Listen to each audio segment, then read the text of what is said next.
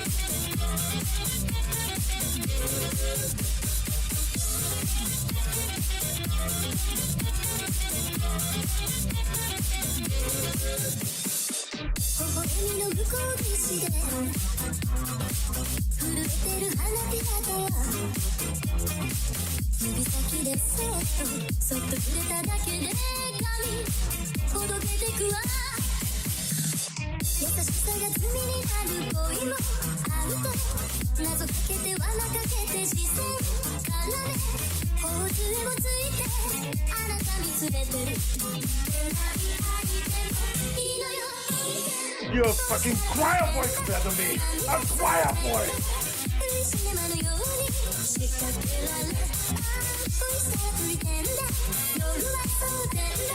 Who is your mother? Fucking daddy. And what the fuck does she do?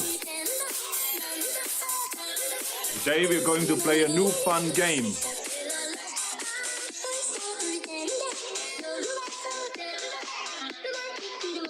Police?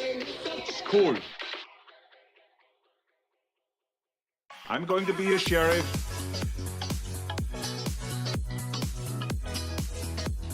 Your sheriff is proud of you.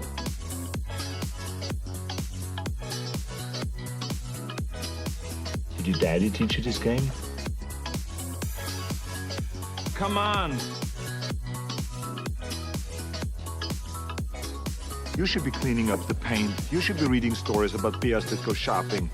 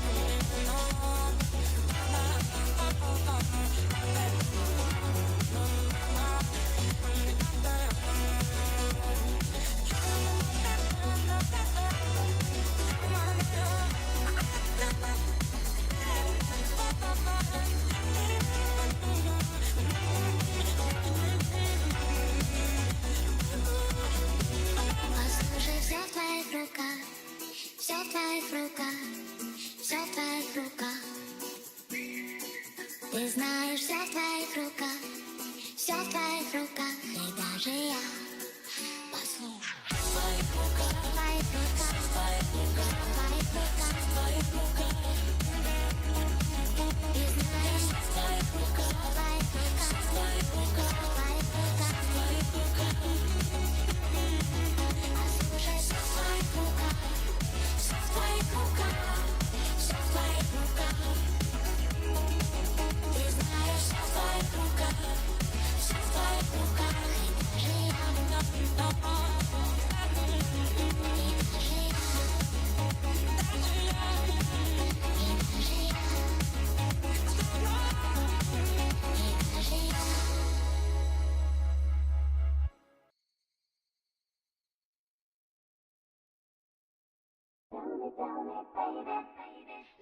love me, baby.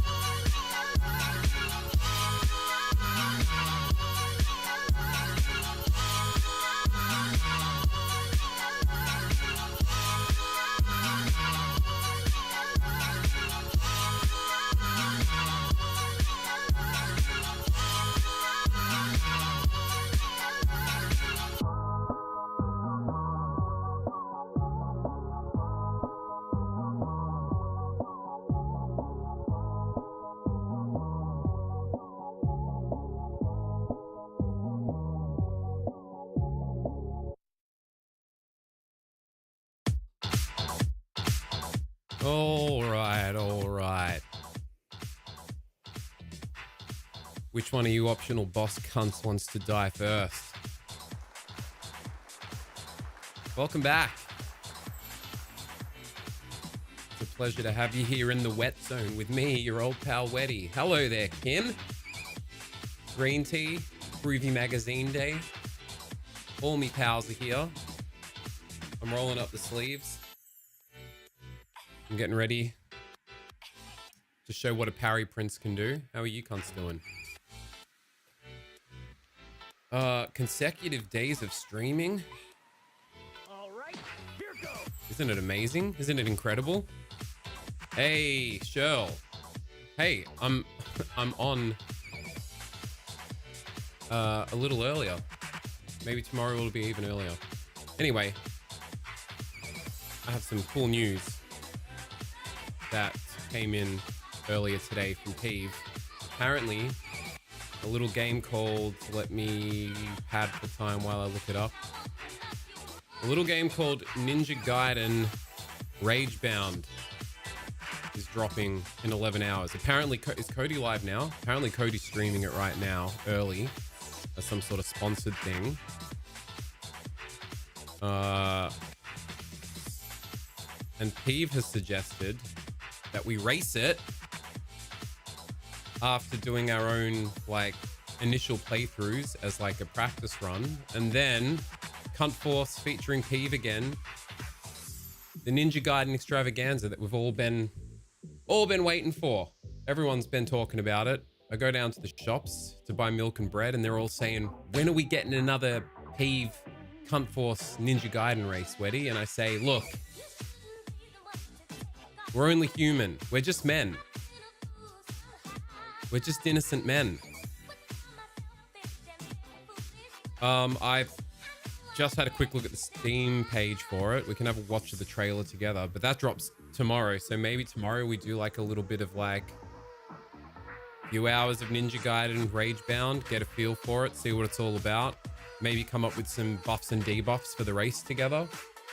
And then some more Player Obscure. Bon appetit pour ma bite. Wait, where is Cody? Is he on? Cody. Ninja Gaiden Ragebound pre-launch preview. Hashtag sponsored. I believe he's fighting a boss right now. Let's not spoil it. Frankie, take me to the Ninja Gaiden zone, please. Would you have a look at this? It looks pretty weeby. Looks like there's some anime style waifus in it. What's this? Someone's streaming it. No, show me the trailer, please.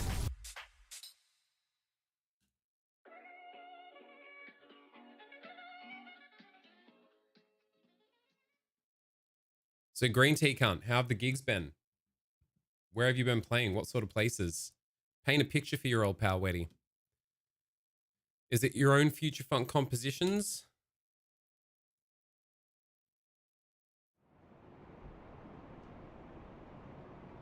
Waifu, spinning Levi, crackling Mike.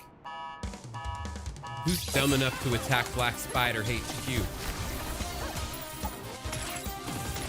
With Young Bay? I don't know this Young Bay, but I'm sure they're sick.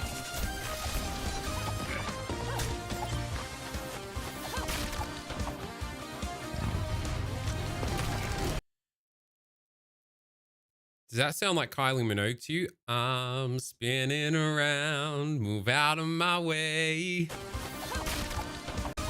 Wait. I'm spinning around, move out of my way.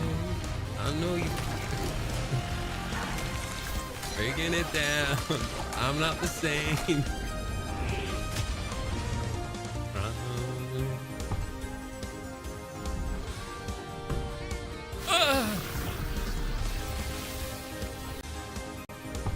You got to get a little bit of Ahegao, subtle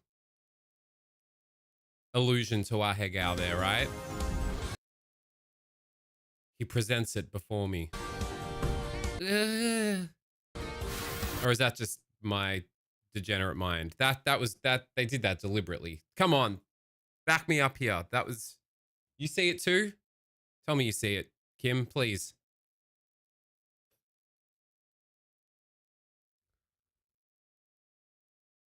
How can I see where you were playing? Oh, that's a question for Green Tea. Never mind. Attack or attack for rejecting a tier 3 sub? What are you talking about, Link?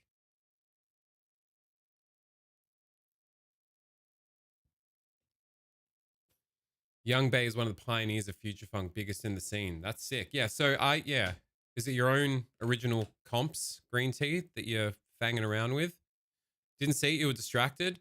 Is this, tell me this isn't deliberate, like, not subtle, but not so subtle allusion to Ahegao as a little bit of degen fan service.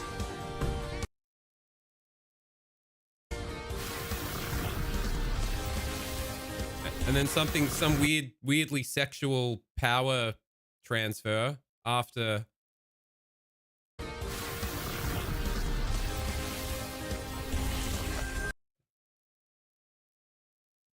Ultra Instinct FAP activated.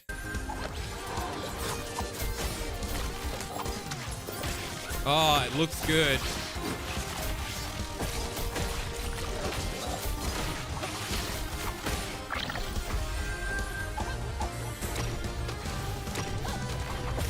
I just saw Cody doing this. I just saw him doing this. Leo DiCaprio pointing, holding a beer.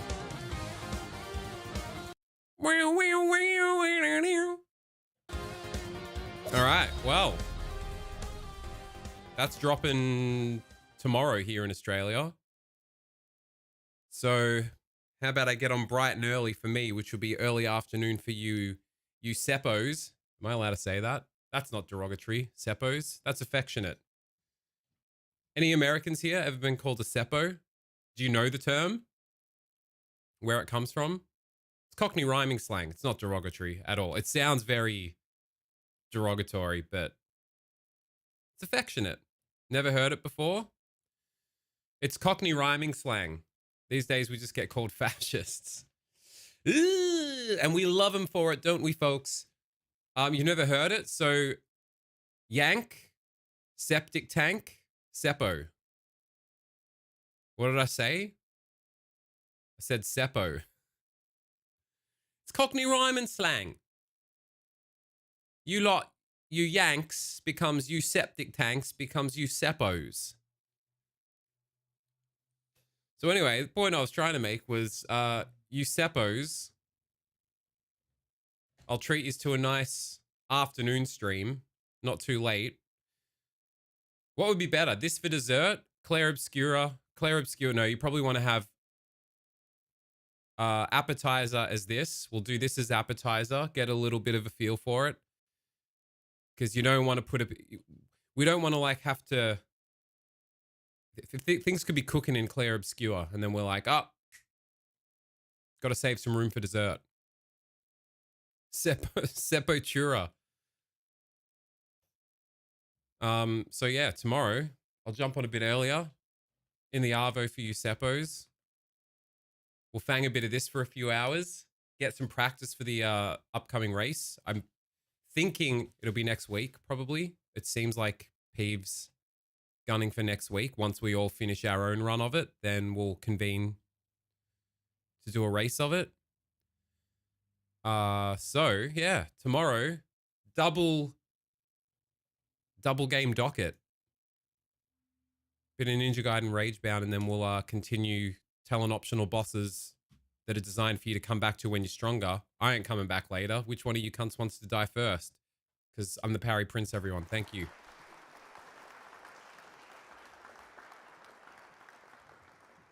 Learned a new thing today. Seppo. It's a good one. Love a bit of Cockney rhyming slang. What's another great one? Me Old China. Ever heard that one? You say to a friend, how's it going, me old China? Me old China. Mate, China plate. China. Me old China.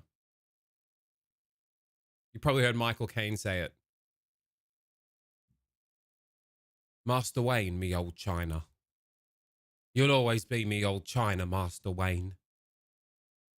I'm Michael Caine. Me old China. Jam it up your old China. You remember Bush Pig? Not Cockney rhyming slang, but one of the goats of Aussie slang for sure.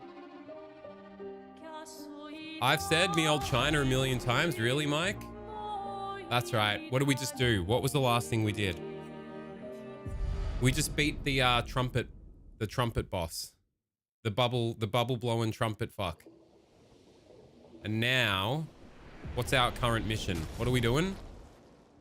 Go into the village of the little dickheads. Village of the dickheads. What are they called again? Find Mael, done. Search for a path through the flying waters. And ultimately, we're trying to get to that giant loofah in the sky. Excuse me, while I loofah the sky.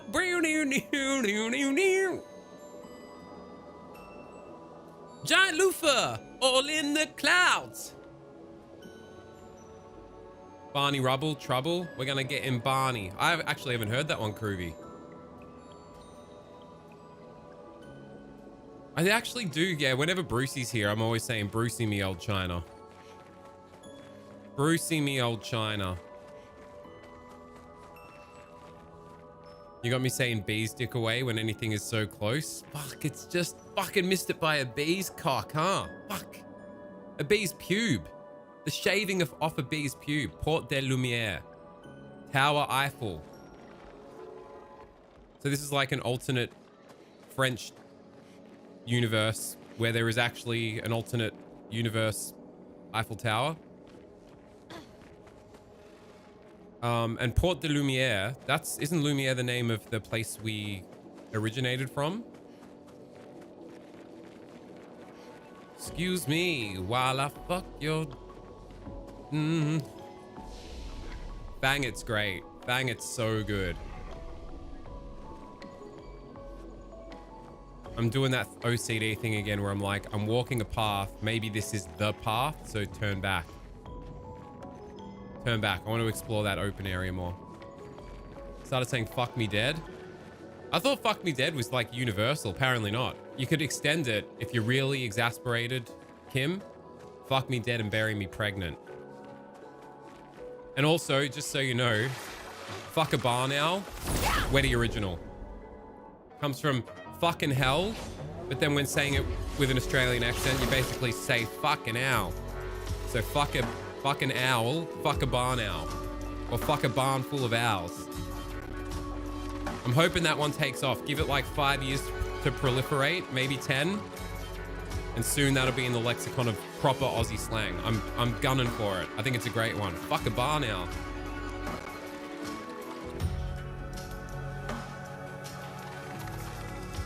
What are we doing? We're just parrying everything. Nothing else matters. Charge this cock. Mark this cock. Take him down. Get into offensive. No, wait. No, when it's on fire. Okay.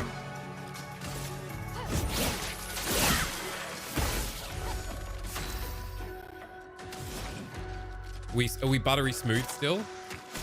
Looks like we are. Fuck. Welcome to the future of streaming. 60 FPS. All right. We want these cunts to burn. Feel the burn. Don't say feel the burn. That just diminishes the coolness. Yeah, there's a calibration period. There we go. Calibrated. Just, it takes a couple. We're doing big damage now. My God. Just a bit of fucking Percy Buku and you're done. Giant energy sword up the Khyber. There's nothing more funny and sterile in any language than a white American showing his displeasure at someone's action by saying, "Look here, buddy." No one really says that, do they, Groovy? Now look here, mister.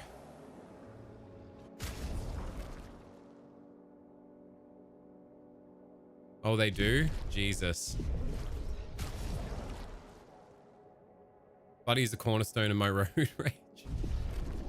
What am I doing? We just learnt a new skill. How do we see? We got Pictos galore. Energizing break. When did we get this? +3 AP on breaking a target. Eh. You're fully stacked with 11 of 11. You've got 8 of 11.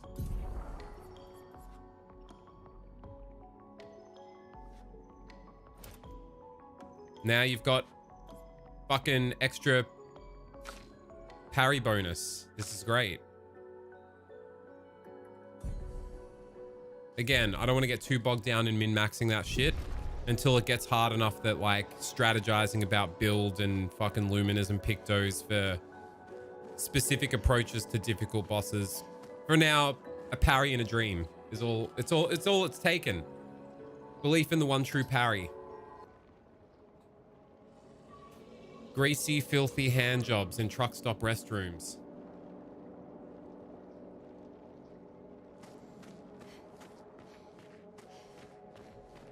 Groovy.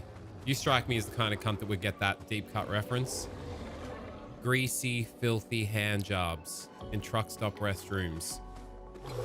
And the something. And the poop.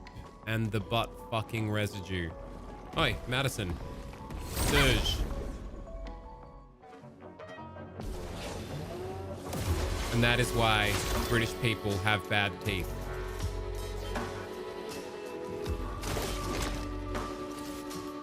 No, before we do that, we'll pop the fucking... Pop the shields.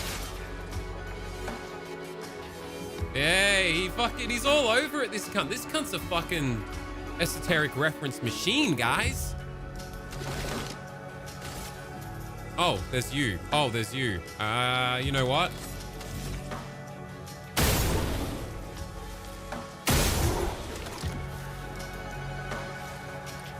Oh, that marked you. Delish. Oh, and we can finish with an attack. A basic ass attack. Finesse and grace. Now, no one's on fire. But we could probably just... How's your father? And we got... Why have we got 8 AP? What's going on here?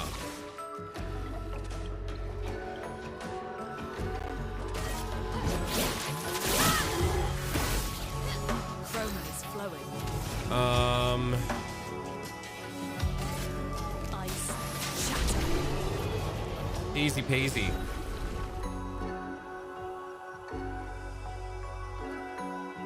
How does that go again? Groovy, it's like talking about belief in the one true power, and then the song sort of stops, and then she just goes, greasy, filthy hand jobs in truck stop restrooms. Hot carling.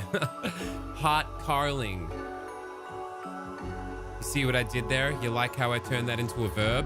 What does she say? You like how I turned that into a verb? Hot carling. Hot Carling Academy is where you go to learn how to butt fuck.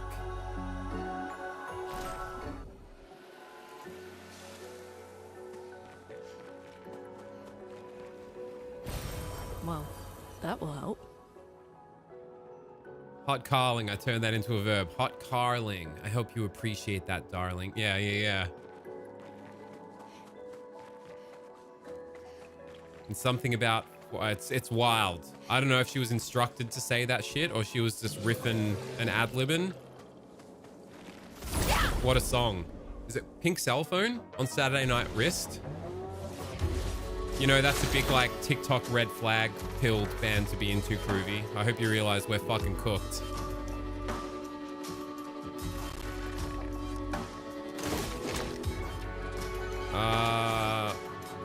Mark and shot.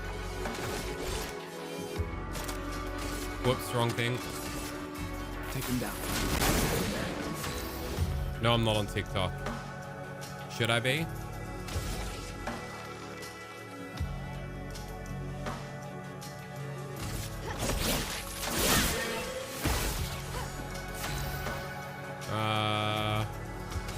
You know what? Let's just switch it up for the sake of it.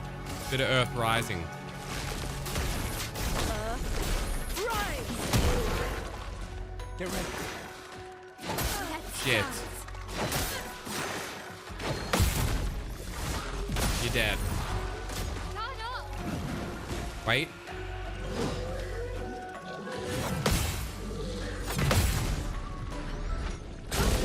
Fuck yes. Oh, it never gets old. So was Typo Negative. Who else? There was like, what was the list? It was like Deftones. I can't say I've actually ever listened to or heard Typo Negative. What genre? Mostly just doom scrolling, but it's entertaining for sure. I learn new things from it every now and then. I feel like I need to be uploading clips and shorts. We need to get back to improvised looping songs here on this channel and apostle names, and then bagging them up as little TikTok clips, maybe to get some fucking fresh meat in here to alienate. Now that you guys know the score, we gotta Well, that will help. alienate some new cunts.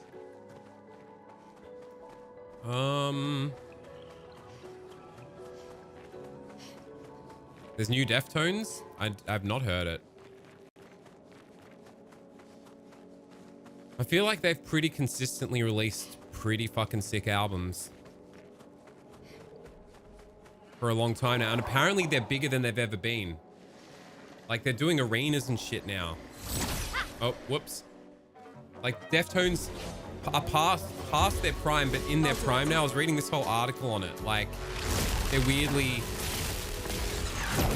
Sorry, I was too busy thinking about the Deftones and how it's a red flag. I was reading some whole article about like this weird phenomenon going on with them where they're the biggest they've ever been now, and they're in their prime now, being past their prime. I think they've been doing the rounds on TikTok, and that's given them a huge boost. Like, for whatever reason, they've been co-opted by TikTok. I guess there's a lot of nostalgia for them now. My mind is like a mountain. I'd love to listen to it on stream, but obviously that's a no-go. Yeah, why not? Then a bit of a marking shot. Rinse and repeat, and the cunt's already dead. We'll just kill you by doing this.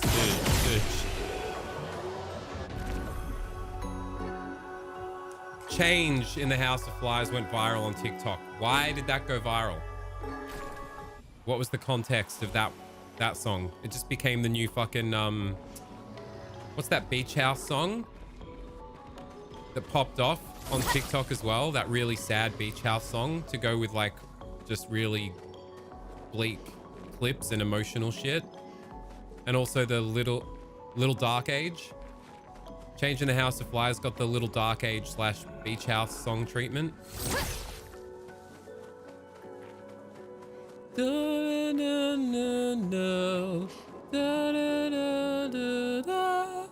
What's that Beach House song?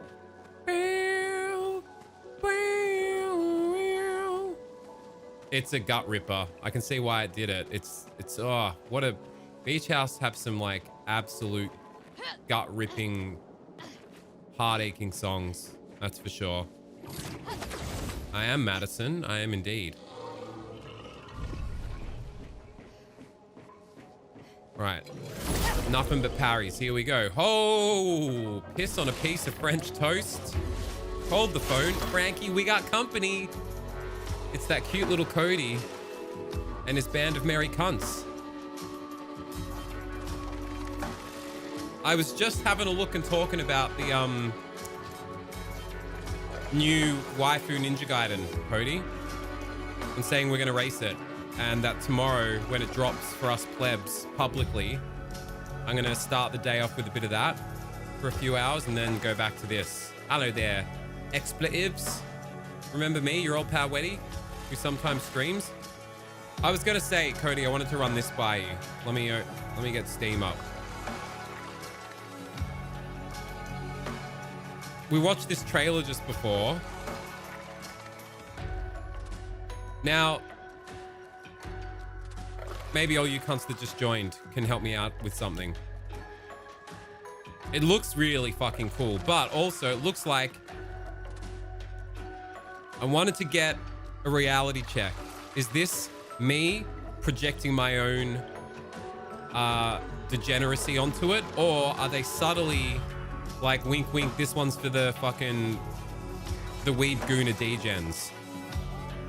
You love hectic fucking combo-based Metroidvania action-heavy bangers. You also love gooning to waifus. Is this... Okay. Is it just me, or is that not like... That is clearly like an allusion to an Ahegao face. Followed by the thing that reinforces it for me. This weird sexual undertones transferring of the power from the chest bad dragon dildo. And then he's got Ultra Instinct FAP powers activated. Have I never played a 3D Ninja Gaiden? No, I haven't, Venom. Venom. You're a fucking Ninja Gaiden aficionado. How do you feel about this one? It does look really fucking cool. Like, I think it's this bit where she's bouncing and moaning on them.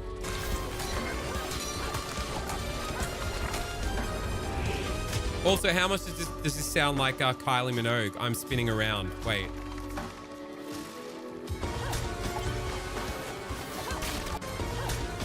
I'm spinning around, move out of my way. I'm breaking it down, I'm not the same. The art style is fucking sick. Anyway, I'm excited to race this and give it a fucking look in tomorrow. It is totally my aesthetic. And it looks like you can do some really cool combo shit with the combat. There's a part where she goes full bounce and moan on it mode. Is it here? This shit. Douche, fucking douche. Feels like pure sex to play. It looks it. It looks like the kind of thing that if you really lock in with the nuance of it all, you can be bouncing and moaning on it for days. Thank you for the raid, Cody, my sweet. I'm glad you're having a good time with it. Anyway, speaking of bouncing and moaning on it and locking in, watch me take no damage right now and parry everything.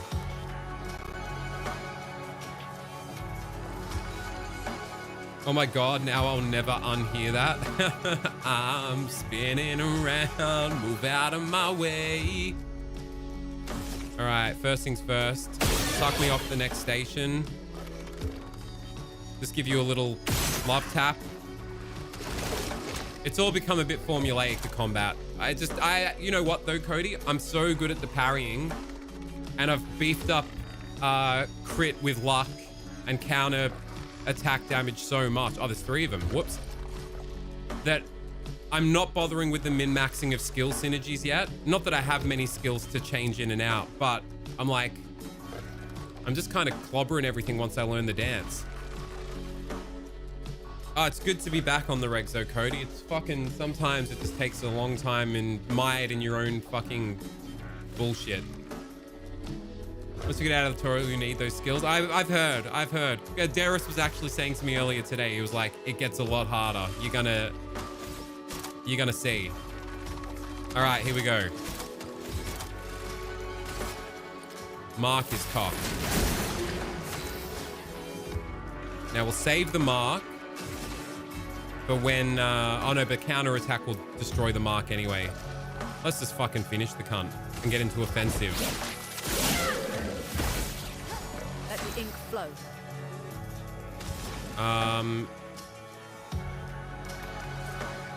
We want to generate some ice to do wildfire next.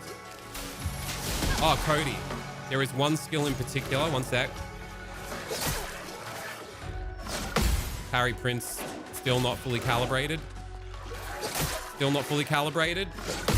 good. Sorry. I'm sweating it. There's an audience to perform to.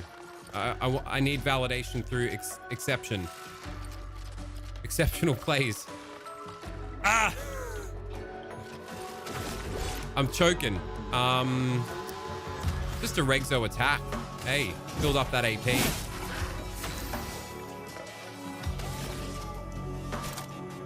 Oh, we should have made someone burning so we could switch in. No, it doesn't matter. They're not strong enough to care.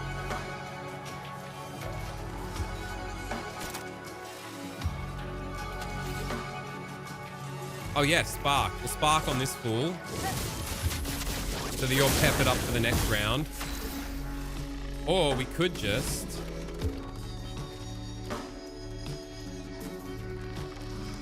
We can't afford wildfire. You're dead. Feel the burn. Dead to burn? Suck me off. Alright. I was having a look at this, Cody. Can you imagine? I'm sure you thought the same with this skill. How do I look at the skill tree again? Skills. Skill tree. Set me free. This banger here. This one. Fire Rage. She's the instigator. Shoeless floatinator. Wow, wow, wow. Say it, say it, say it. Imagine getting so good at the parries that you just pop a Fire Rage. What's her name? With Loon at the start of the fight. And then you just parry everything. She never takes damage, and the fucking damage just stacks to infinity. I'm going back to that boss we couldn't beat. The weird fucking electric sheep area. Back in the first area. We gotta fast travel back there. But I reckon as soon as we... Like, I'm saving up for Fire Rage. So that as soon as I get it, I'm just gonna try and have her never take damage. Parrying everything. After making a couple of ice shards. So you do the ice one first, which creates an ice and a wild, which covers the 2 ice requirement. Damage to deals increasingly high fire damage to all enemies every turn until Loon receives damage. Stun self if interrupted. But she ain't gonna get interrupted. We're gonna parry everything whilst doing counter attack damage, and we're gonna get to fucking damage numbers in the millions. Especially if the boss is like way too strong for us at the current level. If we find some optional banger. Do Drongos dream of electric sheep? I don't know. Why don't you ask the Seppos, Groovy? I'm so excited for that skill. She's the instigator. Shoeless floatinator.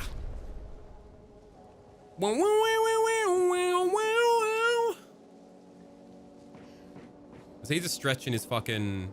What is that stretch again? Your pecs... No, what is... Front delt stretch? What is that stretch? He's doing it now. I'm a bloke. I'm a yobbo and me... Posterior delta. Oh yeah, I can feel that. But it feels like it's stretching in like the front delt and like into your chest as well. Oh yeah, I can feel it in there. Yeah. And then you got the old tri-banger. Being limber is important to Gustav. We could all learn from that. Wait, I just got the shake of zipline.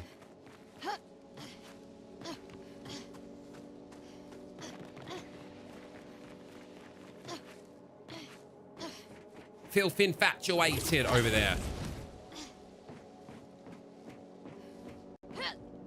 What? I saw the diamond come up. Piss off.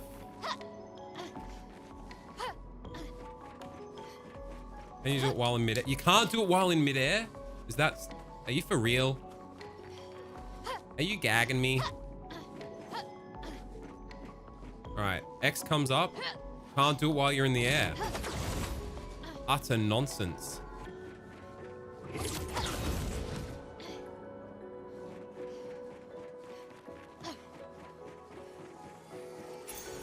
You pick those versatile. After a free aim hit base attack. Yeah, whatevs. Does it affect my counters? No. Do I care? No.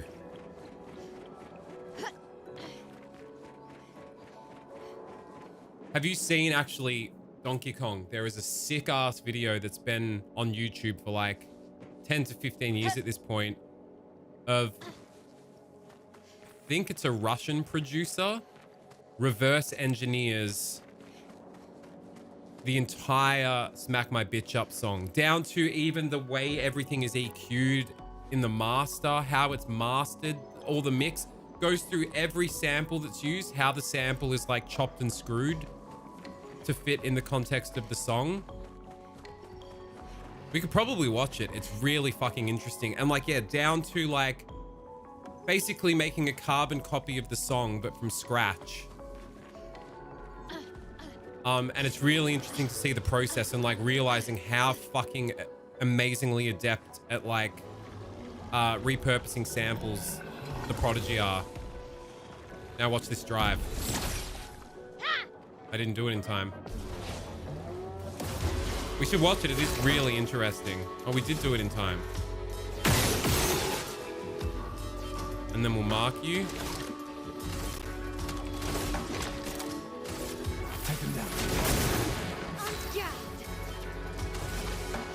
Then we'll offensive switch ya.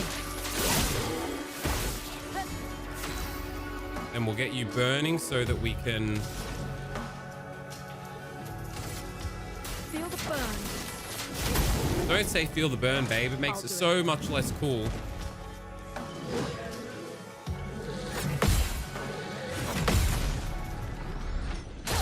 Holy shit!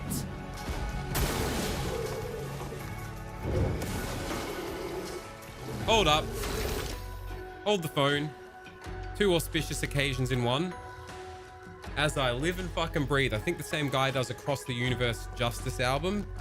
The guy, to reverse engineer shit like that, it's incredible. Even down to like the cunt he is through the Matrix. Like down to the way it's mastered and mixed, like to the exact specs.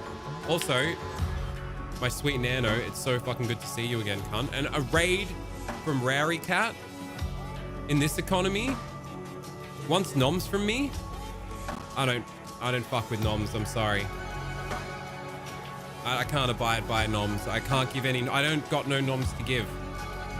They say you have to fill your own cup with noms first before you can pour into others' cups of noms. I haven't filled my own cup with noms yet, so that's just how it is at this juncture in my life, Rary. But eventually, when my own cup is full, when my own noms are satiated, nom not less ye be nommed. But thanks for the fucking raid.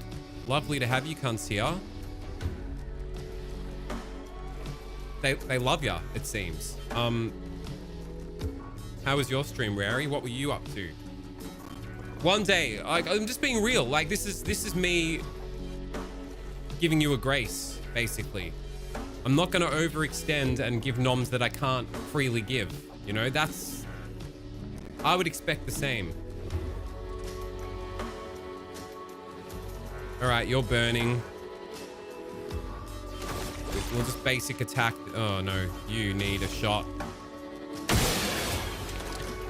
Oh, hitting the weak immediately broke the fucking shields. Where I get the chance, so I had to make the most of it. We were playing Uma Musume. I've been watching Northern Lion fuck with it. It looks like a wild, bizarre time. Have you been managing to avoid tipping money into it? By all accounts, according to Northern Lion, it's actually really nuanced and fucking good. But also not something he wants to be seen playing on his mobile device in public. But I'm glad it's a good time. And thank you again. If you're still here as part of Rary's crew, it's a pleasure to have you. If you haven't seen me before, I'm your old pal, Wetford, aka Wetty, aka Wetty Wet Sticks, aka Captain Tie and Knots, also known as Mr. Balloon Hands, also known as Young Don Stromboli. I go by many names, but thanks for being here. We're fucking with a hot mic, a crispy mic. We're fucking with a bit of Claire Obscure, going for maximum risk, maximum reward, all parries, all attribute points into luck, all crits, all counters. What are you, seahorse, seashell? Look at this fucking hot piece of ass, my sweet Prince Chaos Nova. Pleasure to have you back, cunt. What's going on? No money has gone into it so far. It's not too bad free to play. Very nice. Very nice. How have you been, by the way, Nano? Are you still here or did you just dip in and out? I love you, cunt. You've been very good to me in my life. I just want you to know that. I want you to understand that I really appreciate you if you're still here. You good? How's the family? How are you going? You're a sweetheart. I gotta say, I gotta express this, and I say this with no facetiousness. Hot mic! Touring has been really good, dude. It's been really good. I'm trying to get back onto the consistent stream train and just ride the lightning with it. But I just want to take the opportunity while you're here and while I see you to say, I often think about the personal care and what's the word I'm looking for? Compassion. You're a compassionate person, Nano. I want you to know that. I want you to feel good about yourself for that. I always felt really cared for personally. Our relationship was professional, but you showed really kind, personal, compassionate care. And I always think about it and appreciate it. And I just wanted you to know you're a bloody lovely cunt. I know, Rary, we still have yet to play in New Zealand. It's a damn travesty.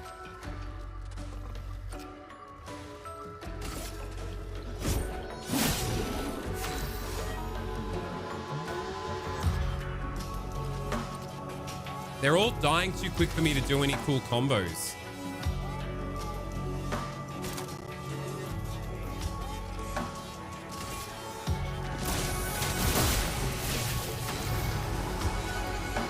I know, how rude. We've been to fucking America and Europe more than we've ever been to New Zealand. I feel like we'd have some fans in New Zealand, surely. We? Fans? Who are you talking about? Strange man in the corner with the Jesus paraphernalia. Hey! Is probably what you're saying if you're still here from Rary Cat's crew. Well, I'm part of the hot teen outfit known as Closure in Moscow. World-renowned rock and roll band. And Rary's just saying that we've never been to New Zealand and we need to rectify that. So if you haven't heard us before and you're from New Zealand, check us out and then scream at us on social media to come there. Feel the burn.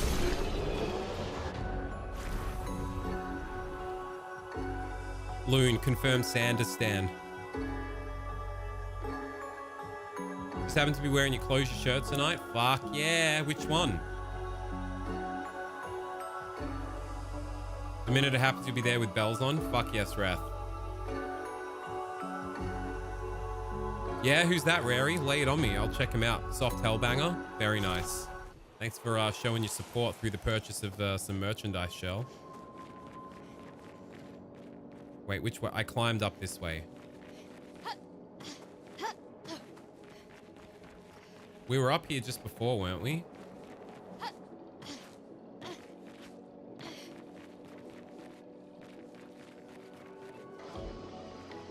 Wait, we went over there. That was where the optional boss was. The old fucking bubble trumpet prince. They're called strangely arousing. Well, consider my interest piqued. Yeah, what's been happening, Nano, baby? What's the latest in life? No doubt have 3 kids at this point, thinking about retirement on the Italian peninsula. Dude suit, right? 3 points available. Guess where they're going?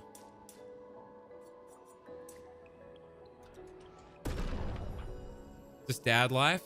I'm sure it's very fulfilling and joyous and frustrating and difficult and hilarious. Learning woodworking, dude, love to hear. The only purpose in this life on earth as a human is to build mastery over some sort of craft or discipline and feel a deep sense of fulfillment and satisfaction from it. And you're doing it. Like Christ, like this fella here himself, thousands of years ago, working with his hands. Mallet. Nails. Looking at them ominously with his prescient Paul Atreides-like vision going, seeing flashes of the stigmata in his own hands and feet. And going, shit. Dad? What do these visions mean? I know I'm not just tripping balls because I'm the son of God. We'll get to that later. Wait till you're in a garden. Then we'll talk about it. Last time Nans and I hung out, we talked about electric garden tools, if that helps. It does help. I love that. What a picture you have painted for me, Cody. What sort of shit have you been making woodworking-wise, Nano? That's fucking sick. I've actually gone down a woodworking rabbit hole on YouTube, as I'm guessing anyone that watches stuff like Warhammer miniature painting or like resin-based diorama building and stuff, I'm sure we've all dabbled in that a bit. Inevitably, the algorithm serves you up people that are like master woodworkers. And I've been watching this one channel of this guy that lives in Oregon. Maybe you've seen him. He does these incredible live edge, like reclaimed, like I can't remember what type of wood it is, but it's illegal to cut them down now. But he gets reclaimed slabs like from trees that have fallen of this type of wood and makes these incredible live edge tables, and also does ones where he like chars them and burns them and then like seals it in with like a resin pour. And he's always just sort of winging it and trying new shit. Does really cool, interesting ones where it's like he will cut a straight edge for the outside and use two live edges with a gap in the middle, and then do like a resin pour in the middle to fill the gap between the live edges. And I watched that sort of shit and I'm like, damn, maybe I could do that. Wouldn't that be really cool? And then of course you realize it's probably a 10-year rabbit hole of buying all the tools and the wood and starting, you know. I think that is usually the barrier to entry for most people, right? That looks really cool, and I know I'm going to suck at first, and I have to push through that I suck phase and just like really feel the fire for it. But I feel the little sparks of that fire for stuff like that when I see that shit. I'm like, oh, wouldn't that be cool? That looks really fulfilling. And like you'd feel really accomplished building something that cool. Redwood trees? I think it is redwood trees. Oi, how far off is Sleeping Gods, by the way, Cody baby? Most was just fixing an old wog house. I say this married to an Italian. Hey, I think wog's a term of endearment. I will just, before you were here, Nerno, at the start of the show, I referenced the Americans watching right now. I referred to them as seppos, and then I was like, ooh, that sounds a bit derogatory. And I was like, no, it's just Cockney rhyming slang. That's fine. Seppo isn't a slur, although it sounds very much like one. Has been poorly DIY'd for 30 years. So you're doing some real like salt of the earth, functional, like fixer-upper shit. That's fucking sick.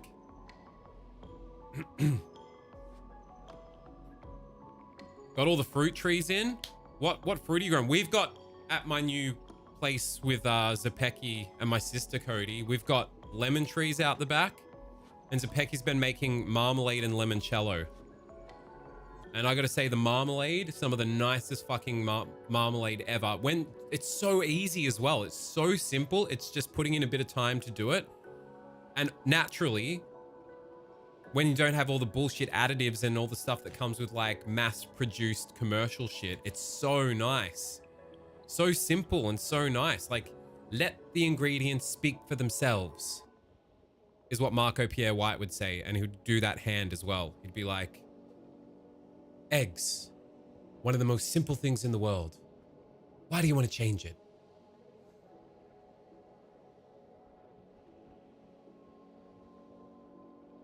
Just a pinch of white pepper, a relic of the past. Now, when most people make scrambled eggs, they like to whisk the eggs. I personally don't like to turn them into baby food. Break the yolks, like so. Slowly turning. We want ribbons of yellow and ribbons of white. Now, what an intense dude. Eggs. One of the simplest things in the world. Why do you want to change it? Anyway, so we've got lemon trees, and I've been the beneficiary of some cool stuff with the lemons. It's definitely want to get some herbs and stuff going. Would love to grow some tarragon. Would love a bit of tarragon. I love tarragon. Only woodworking I've really watched was a guy that built his own house and furniture using hand tools. His videos are super chill. To go to bed too since he doesn't talk. Fuck yeah, love that shit. It's been shipped. I want all the fucking gory details. I want the blow by blow when you fucking have a moment to yourself to like sit down with it and pull it apart and have a crack at it. I'd love to know your thoughts on it. And I'm anxiously awaiting whether or not my recommendation hit the mark. I made a mud kitchen with a sink we found. What the fuck is a mud kitchen? Sink we found at the council cleanup. I'm loving this, Nano. This is inspiring shit. A portable drum ride so I can move my kit from under the house when the kiddo is asleep. Right, like actually like a drum kit, like riser kind of vibe. Lemons, mandarins, nectarines, apricots, some weird shit May likes. Olive tree and a bunch of herbs. What herbs are you rocking, Nano? I've heard, what's this? Is it mint? Mint needs like its own special management mini game because it's like a weed and it'll just overgrow through everything.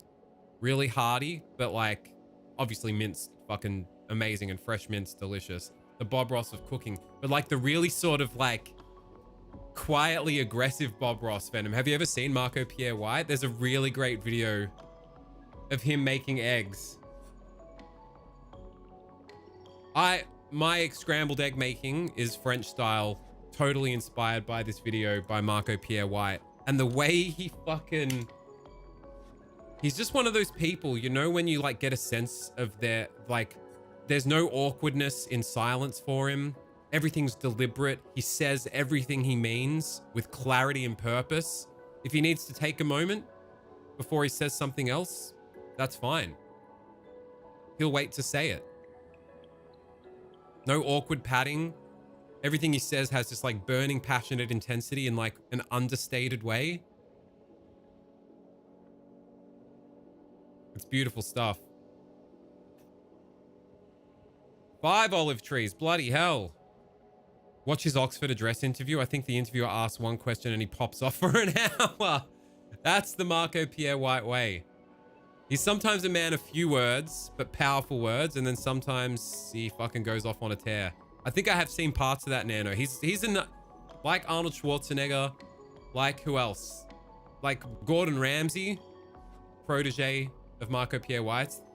I think these people, if you do any creative discipline or any pursuit of any sort of mastery, they're really great, like template people to sort of pull inspiration from, just in their philosophical approach and their temperament and disposition towards life in general. Like what I find really, I've been watching heaps of Kitchen Nightmares, and what I find really interesting about Gordon Ramsay, that most people's sense of him at a cursory sort of appraisal, not really digging into his stuff, they're just like, oh, he's that asshole that yells at everyone. Yes, in a way, but Gordon Ramsay, to me, is just a cunt that suffers no fools.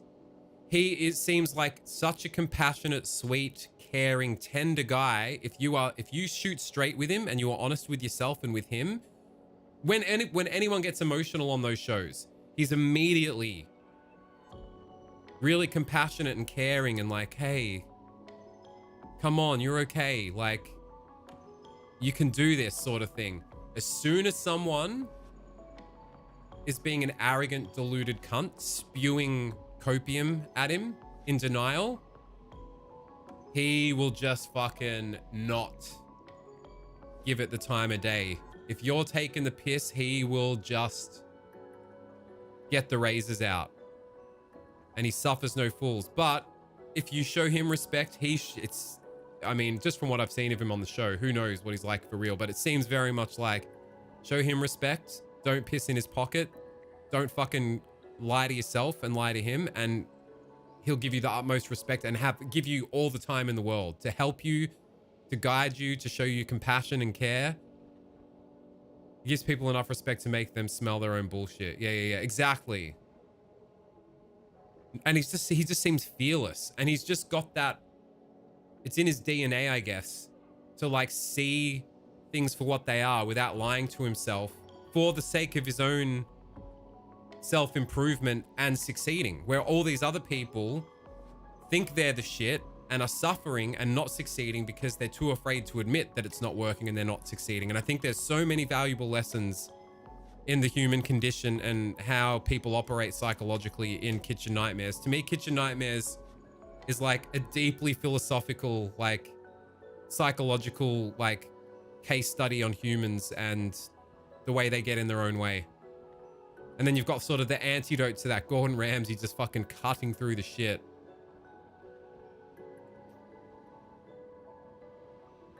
If you're trying your best and not being a fuckhead, that dude rolls with it. When you're being inept for the sake of it and full of yourself, you get slapped down. It's great. I mean, and it's doing them. It's the funny thing is, in their cope and in their delusion, so many of them are like, fuck this fucking asshole. Who does he think he is saying that the food's shit? And it's like, bro, who does he think he is? He thinks he's someone that isn't going to fucking pussyfoot around and sugarcoat something to you out of respect for you and in service of things being better. Let's call it what it is. The food fucking sucks, and we can do something from there. And if they take that on board, he's like, right, there's work to be done. I'm here to help you with the work. There is a path forward from the baseline of let's accept that things are fucked. And if they rail against it and don't accept it, and we've all been victim to this, I'm sure, in some form or capacity. As soon as they show that they refuse to accept it, then there's no working with them. And then it's like the hard fucking truths start getting slapped down in a really harsh wake-up call kind of way. Gordon's thing is that he's unbelievably competitive by nature. He has to be the best, and he wants to see the same out of other people. Marco's thing is that he is the best, and you're in his world. Good way to put it, Groovy. It's just a wet play area. You get a hose attached. Ah, gotcha. So that's what a mud kitchen is. Right, meaning appropriate for mud. The wild thing about that show was that they called Ramsay for help. Then you complain when a well-renowned... Yeah, there's one show... No, not one of them. There's so many episodes where they're just unironically, unashamedly being like, what the fuck does he know? My food's 10 out of 10. What's the fuck's his opinion matter? And there was one episode where one of the cooks that actually had his head fucking screwed on straight that wanted change. One of the other, like the owner or someone or the manager was like, fuck this cunt. It's just fucking his opinion. And then the chef that wants to change, that was like receptive, was like, it's a pretty successful opinion. No shit. It's the fucking delusion levels on that show are off the fucking charts. And that isn't hyperbole. Like, you have someone with what, 30 Michelin stars under his belt at that point when that show was on, somewhere around that. And you have the gall to be like, I don't like what this cunt's saying. Fuck this cunt's opinion. My fucking food's great. A cunt with 30 Michelin stars is telling me it's shit, and I just can't abide by that. All right, anyway. After all that long-winded aside, I'm going to share a video with you here. Cooking with Marco Pierre White, unintentional ASMR.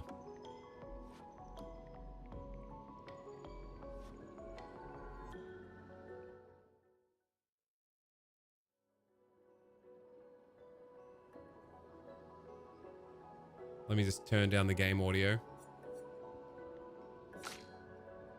You got 3 points available. Guess where they're going? 1 in 4 attacks, crits now.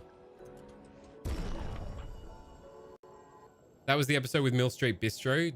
Joey Nagy was the owner. Absolute tool of a human being. I love that you remember the specific episode as well. Slice. Season. Sear. You really got to wonder how people can be so far up their asses. I don't have to wonder, because I feel like I can relate, and I experience it in some capacity as well. It's very hard to admit certain things to yourself because admitting them means, oh fuck, my worldview that's gluing things together to keep me afloat has to crumble and we have to build from the bottom up again. And sometimes it's really hard to admit certain things to yourself. The easiest person in the world to lie to is yourself. I don't wonder how people are so far up their own asses.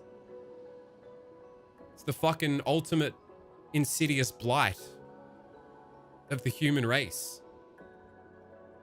And we all do it to some extent. To not have to face things that feel uncomfortable or scary. You lie to yourself and you don't even realize you're doing it half the fucking time. Oh, I saw that one. Yeah, Uthi, the fucking... You had the dead rat in your pocket. What the fuck? Always assume I'm the problem. That's... You gotta find the synthesis between the two ends of that dialectic, Uthi. There's actually a really interesting book that deals with that as a concept. There's 4 quadrants in this model of like,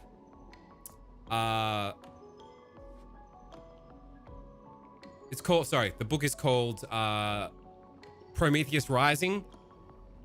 Subtitle, The Owner's Manual for the Human Mind, written by Robert Anton Wilson. And there's one part that talks about there are these like quadrants, right? And you want to be a synthesis in the middle. And people generally poke into one of the quadrants or between 2 of them, or can sometimes flip depending on like stress or anxiety or emotional states. The 4 quadrants are: I'm okay, you're okay. I'm okay, you're not okay. I'm not okay, you're okay. And I'm not okay, you're not okay.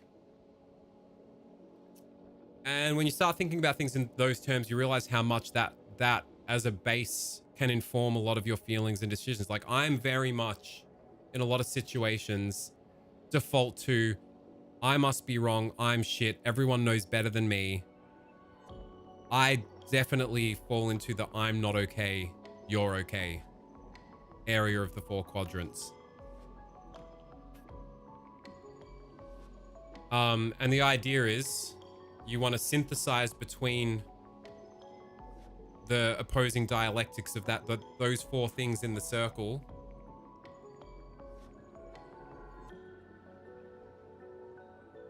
Yeah, it was actually really good where he licks the plate clean. He has like, yeah, this Jamaican like soul food. And he has like succotash and something else. And he's like, that was actually fucking delicious. And that was just, yeah, disorganized and all over the place.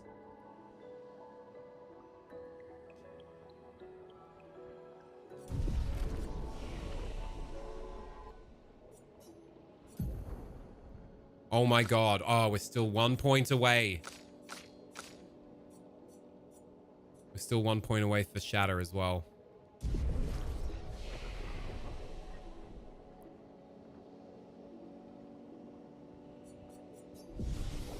Wait, did we go backwards? Wait, I've got no sense of where we are in this game again. We did go backwards. Oh, Lord. Anyway, hold the phone. We're going to go off on another fucking ADHD tangent.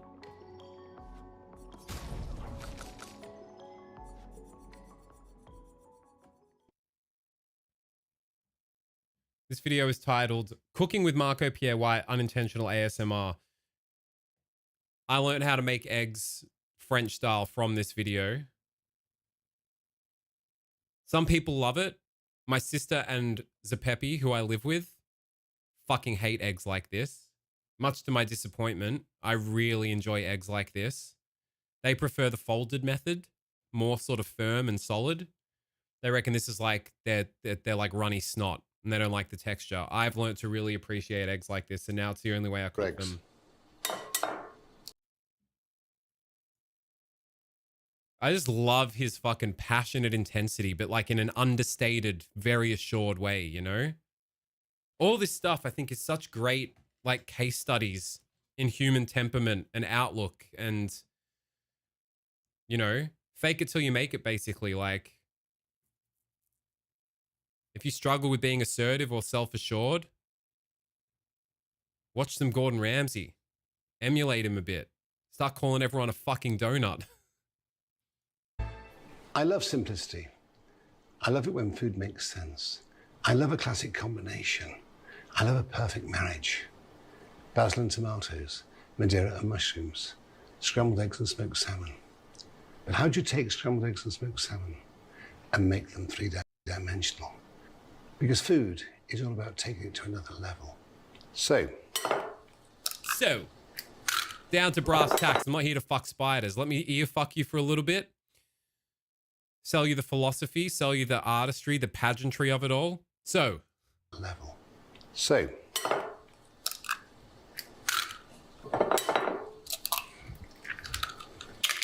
crack your eggs. Butter. it is butter. Can confirm. That's butter, guys. Most people like to take their eggs and whisk them with a fork and turn them into baby food. I don't. Eggs in the pan, Mrs. and I punch them. Forgive me. Who here likes French-style scrambled eggs? Hands up, anyone who likes French-style scrambled eggs. Anyone? Not enough. Yolks and cook slowly. If my palm can't take the heat of the pan, then the pan's too hot. Once again, invest time. I follow that every time I make eggs now. That is my guide. Ever since I watched this video years ago, I fucking cradle the fucking saucepan and I have to be able to keep my hands on it for a second without it being too hot, and slow as you go. You make scrambled eggs creamy by cooking them slowly, not by cooking them fast. Don't mess with them. Eggs are one of the most natural things on earth. Why do you want to change it? How did you know I wanted to change eggs? How did he see right through me? Through space and time in this YouTube video? How did he know I was trying to fuck with eggs when they're one of the most natural things in the world? And he saw into my soul and said, why do you want to change that? The master learns all the tricks and tools to throw it all away again. That's the journey in any discipline, isn't it? There's something really beautiful in that. You have to learn all the bells and whistles and all the fancy tricks and all the techniques and all the flowery, fancy complexities to know, to then show restraint. But you have to go through the arc. You have to have all that in the toolbox to then pack it away and go, simplicity. Eggs are one of the most natural things on earth. Why do you want to change it? Folding an egg into a paper plane. Oh, shit. Just puncture them. Now, just work them slowly. And by working them slowly, what you want is ribbons. Ribbons of white and ribbons of yolk. He's making love to them with that fucking, what do you call that thing? A squeegee? Just work them scraper? slowly. The other side of the pan. Spatula? My palm It's not a can take spatula. it What is just. that? What's that called? That tells me it's the perfect temperature to create the perfect scrambled eggs. If you have to take Special your kind pan of off the spatula. It's stove, not a regular. It's not a regzo then you're spatula. lacking When I think of a understanding spatula, I think of, you know, in the temperature. under and flip spatula. Question why you're doing what you're doing. If you have to take your pan off the stove, then you're lacking understanding in temperature. I think that's a low-key bit of shade thrown at Gordon Ramsay, because in Gordon Ramsay's scrambled eggs video, he's constantly taking it on and off the heat. I think that was a little dig at young Gordon. That tells me it's the perfect temperature to create the perfect scrambled eggs. If you have to take your pan off the stove, then you're lacking understanding in temperature. Yeah, Troz. Oh, how old's the kiddo to be eating French eggs? That's wild. There we are. Just slowly. Forgive me. Let's take some toast. Toast one side. We get a bit of law here. It's great. So when it comes to finishing it, just flip it and toast it again. So it's ready at the same time as the eggs. Here we I'll go. tell you how serious I took cooking. Before I retired, I employed a chef just to toast the brioche and the sourdough. That was his job every service. I always want to get technical. Firstly, brioche toasts quicker than sourdough. So timings had to be perfect. And then we used to take the bec de canard from underneath, slip the hot toast into the hot bec de canard, which is a napkin the shape of a duck's breast. Always served on the side. So you've got your Italian de foie gras, you've got your parfait de foie gras, it always had hot toast. And that's the key. A man of taste, Tros. It's not a race. You're raising a gourmet See who there. can cook scrambled eggs the fastest. It's about the eggs, and only the eggs. Just work it very slowly. No need to rush it. If you're rushing it, the reason why you're rushing it is because your pan's too hot. Just work it slowly, but keep on feeling. Next time any of you cunts make some scrambled eggs, I suggest trying them the French style if you haven't before, and make a burnt butter sauce for them. And then to cut through all the creamy richness of like the eggs and the burnt butter sauce, sherry vinegar. It'll change your fucking life. It's so delicious. So make the like wet sort of creamy French scrambled eggs, burnt butter sauce on top, and then a drizzle of sherry vinegar. Change your fucking life. Side of the pan, so you can see I can just take it. Duck breast napkin's my favorite Zappa song. It legit is. Let's take some Zappa smoked salmon. posting.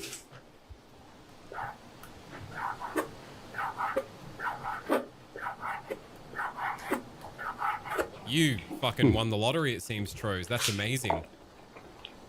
Sensational. Enderby's in Grimsby, in my opinion, smoke the best smoked salmon. Take note, Enderby's Why? in Grimsby. Because they don't use oak. Sauce They use there. pine. The problem with oak is the oak becomes dominant. So you taste the oak and then the salmon. With Enderby's, you taste the salmon with the scent of smoke. So, if the eggs are coming together, I can see the white and I can see the yolk. And it's really so simple. Can you see how creamy the eggs are becoming? They're still walking, just a little bit longer. The French use a word called baveuse. That's for omelettes and scrambled eggs. They must walk. It's like That you get is the wild. perfectly cooked omelette. You cut it open, she just pours out. That's extraordinary. He believes it. This is what I love. We're He's almost so there. You can see how creamy the eggs are becoming. passionately without full of cream. conviction. And that's because we're not rushing them. Think about the length of time it's taken us to cook them. It's Just no be wonder patient. cunts like this are like Never rush prominent things. personalities, you Never know? push things. It's If we magnetic. push things, then we tend to break them. Just gently work her. Look like you're depriving Trust a child. me when I say Gig like a invest time. fatty. I was When you going to give it taste to it, him, but you'll I see thought, the fuck him, I difference. want to. See, for me, they're now perfect. I got I over like my that, scrambled Boothie. eggs the French They're, way, they're so creamy and the English way. delicious. Now a little salt. A tiny little bit of white pepper. A thing of the A past. thing of the past. Just work them. And taste. You can't just say, all right, we're chucking in some white pepper. A little bit of white pepper. A thing of the past. A little bit more salt. A little bit more pepper. Fuck yeah, chaos. Don't rush them. It's Only a extraordinary. fool Yeah, would fuck rush off, scrambled Tim. eggs. You're 2 weeks, and you can come They're back. exactly where I want them. For some people, they might be a little bit wet, but everyone has a different palate. And now a tiny bit theirs of is cream, wrong. just to stop the cooking. Not to make it creamy. There we are. In with our secret surprise. So there's our scrambled eggs, the way the French and myself like them. Right. Toasted Used bread. to floppy scrambled at these. So always seem toast they're your undercooked. toast Yeah. that little bit more. Take into consideration the spreading of the butter, the melting of the butter, and the scrambled eggs. There we are. So just put your eggs Perfect. That's just on your toast. That's perfect. There we are. Can you see how consistency. they walk across the toast? There we are. Then we take the surprise. A tiny bit of butter, a little crystal salt, then the smoked salmon. Never be mean, always be generous. And then a little bit of parsley. Just give it some life. Et voila. Et voila. When you eat it, you get toast, egg, and smoked salmon, and a bit more texture with the poached egg. Enjoy. Marco. Give it up. Mad cunt. Videos of the guy in Japan that's famous for making omurice and not yeah. And he's like an absolute lord at it. Like does it so meticulously and perfectly, and it's so easy to fuck up because it's all very like, now do the Oxford address. Isn't that like over an hour, Nano? I gotta get back to some fucking Clear Obscure, mate. Saga. Thank you so much for 76 months. See how much detail. Is there a particular part? Can you link it again with a particular timestamp? While we're on the tangent, Nano. Did I also miss a sub earlier? I did. Troz, I'm so sorry. Where are my manners? 28 whole months of support for this goddamn channel. Very sweet of you. Have a whiff of potpourri on the house. And Saga, one for you too. Inhale at your leisure. I'll tell you what fucking slaps. If you're ever making French toast, make enough mixture to have some left over after dipping your bread with some cinnamon in there, vanilla extract and whatever else you like on your French toast mix. Then make the leftover mix into like sort of like a sweet scrambled eggs. That's interesting. Just like 10 mins. Okay. Just watch the first 10 mins. See how many. Right. Okay. So here. Okay. I can't wait for this. Hey, Helios. There's a name I've not seen in many moons. Bro. Good to fucking have you here, cunt. We're just shooting the shit about the psychology of master British chefs and how interesting it is. Talking about something important.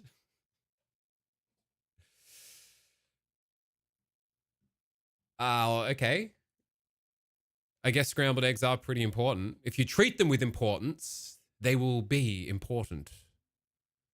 Eggs, one of the most natural things in the world. Why do you want to change that?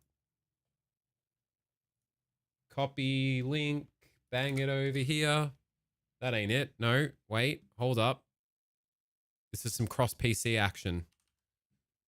Master of the house, sucking off the ghosty. Vegetables, and you dried your washing. And when I go down the street, it's scary. Well, firstly, good evening, everybody.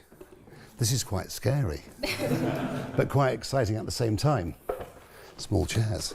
Oh, I've been hanging in there, taking it a day at a time. Helios, how the fuck have you been? I'm trying to, get back to being on here, hanging out with you cunts as regularly as possible. I love Bob Mortimer so much, Helios. I'm so down for it. Oh, Tros, what? Oh. Well, I was born in the north of England, in a city called Leeds. I was born into very humble beginnings, and it's when I think back to my time in Leeds. I came from a very working class world. What a mesmerizing presence, huh? But a working class world that had self-esteem and they had pride. They knew their position. The front gardens were always tended. The back garden was where you grew your vegetables, and you dried your washing.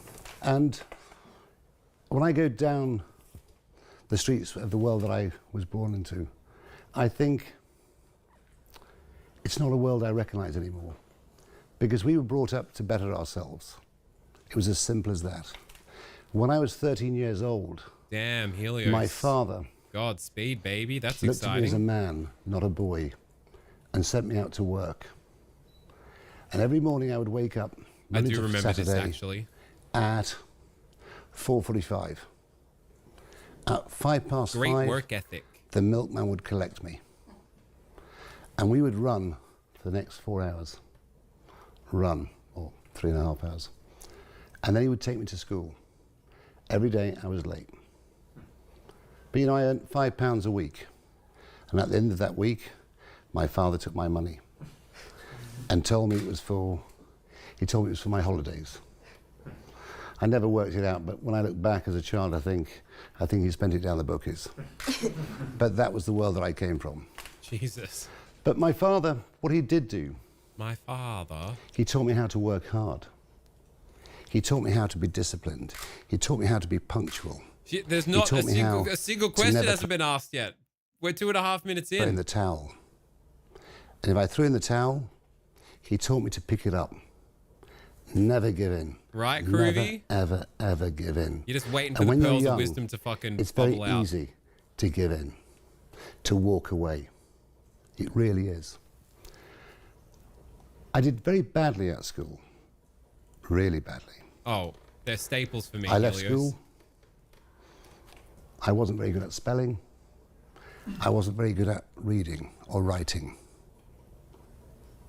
But my father, in January 1978, he gave me some money, which was enough to take me to Harrogate Just enough. on the bus, buy me a sandwich, get me a cup of tea, and bring me home. He dressed me in my Sunday best. It was the most daunting task I'd ever been given. He told me to knock on the doors, the kitchen doors, of the hotels and explain that on the 17th of March, I was finishing school, I was looking for an apprenticeship. I'd be prepared to start work on Monday the 20th. So I got the 36 bus to Harrogate, not knowing where I was going.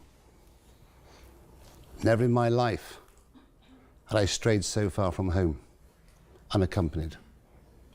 And there I was in my Sunday best.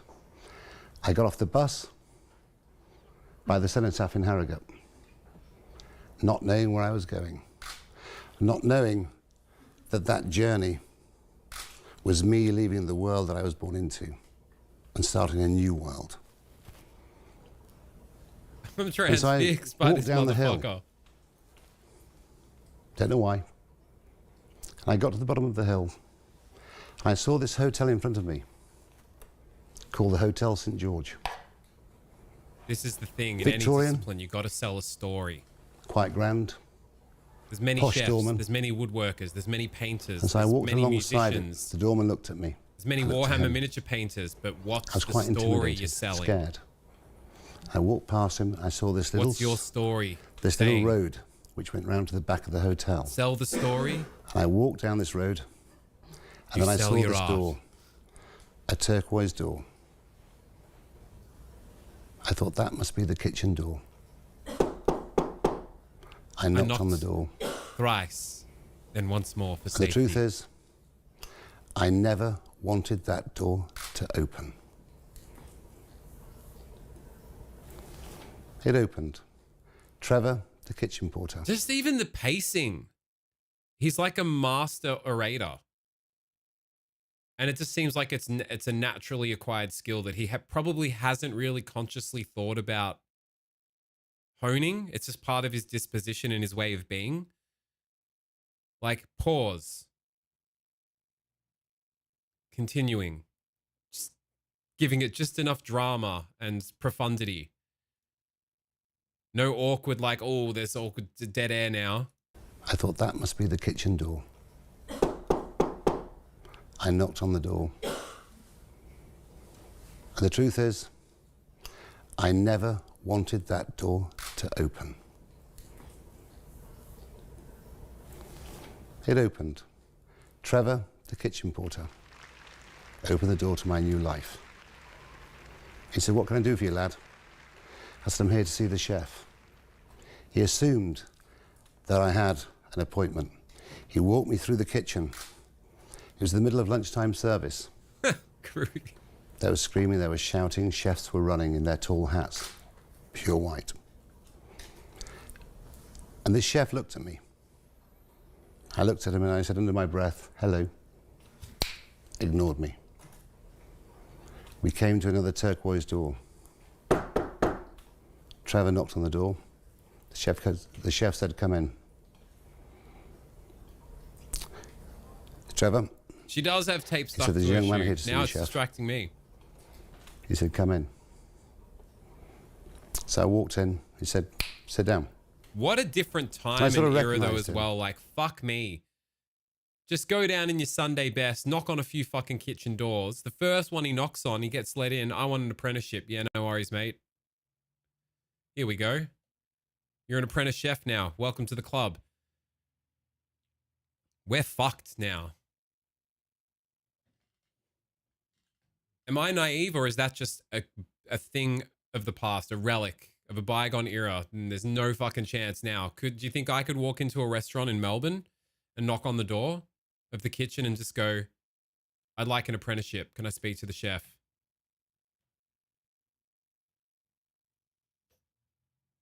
Need 4 years experience for entry level. It's so fucked now. Everything's been so like efficientized. Can we make that a word? Everything's been min-maxed so much that there's no more just, I don't know, let's see what happens.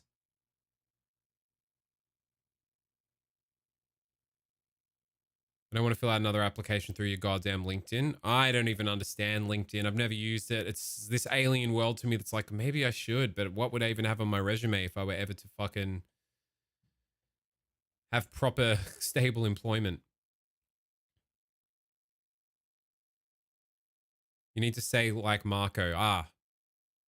If you just got to talk like him, that's the trick. You can circumvent the 4 years experience for entry level if you just talk like this cunt.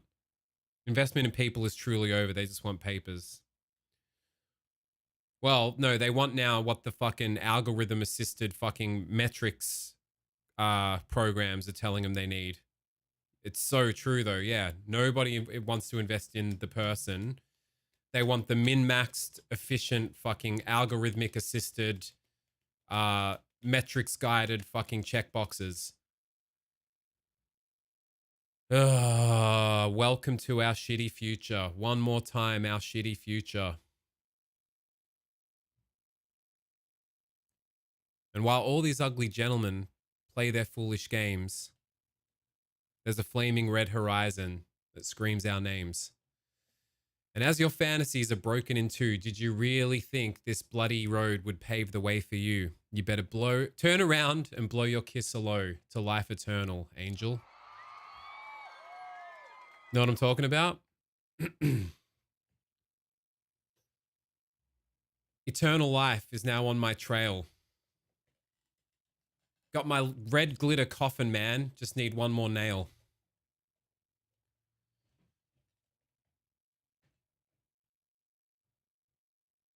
You can totally still do that in a small town, not so much in the city for the most part. And not, you know, not in all industries and areas. It'd be very far and few between. Anthony Bourdain's Kitchen Confidential is a must read. I've never read any Anthony Bourdain. I'm sure he's fucking great. And he was the superstar that he was for a reason. I knew that type of man. He had the same facial features as my father. My father. The publication spread wide open. My father this, my father that. It's the most Freudian thing in the world. Why do you want to buck against that? On his desk was the Sporting Life. He had the stack of William Mill Belling slips, which he wrote his daily specials out on. He said, what can I do for you, lad? I said, my dad sent me to Harrogate to look for work, to find an apprenticeship. I leave school on the 17th. That's amazing, Groovy. You gave it a red hot go. I'm now, prepared to apply start that work to on your new fucking meme slop generation, whilst also working on your fragrance brand at the same time. Don't let that dream die, cunt. I'll fucking slap you, silly. I want to see these things. Monday the 20th. He gave me a job. That's simple. Knock on the door, get a job. As an apprentice chef. Live in, £15 a week. Which was enough to buy But a what house. was amazing about that? With 6 months of that pay at the That time. was one of the luckiest moments of my life. I was born into a council estate. The first place you went Getting to. a job at the Hotel St. George was my passport to escape the world that I was born into, to start a new world. I went to work at the Hotel St. George. Did I learn much about food? Not really. But did I learn how to run? Did I learn how to say, yes, chef? Did I learn how to take orders? Did I push myself? Did I learn how to use a knife? Did I fear being sacked? Yes, I did. That was my greatest fear. Because if I was sacked, I lost my home, I would have to go back to Leeds, tell my father I'd been sacked. I was ruled by fear. Jesus.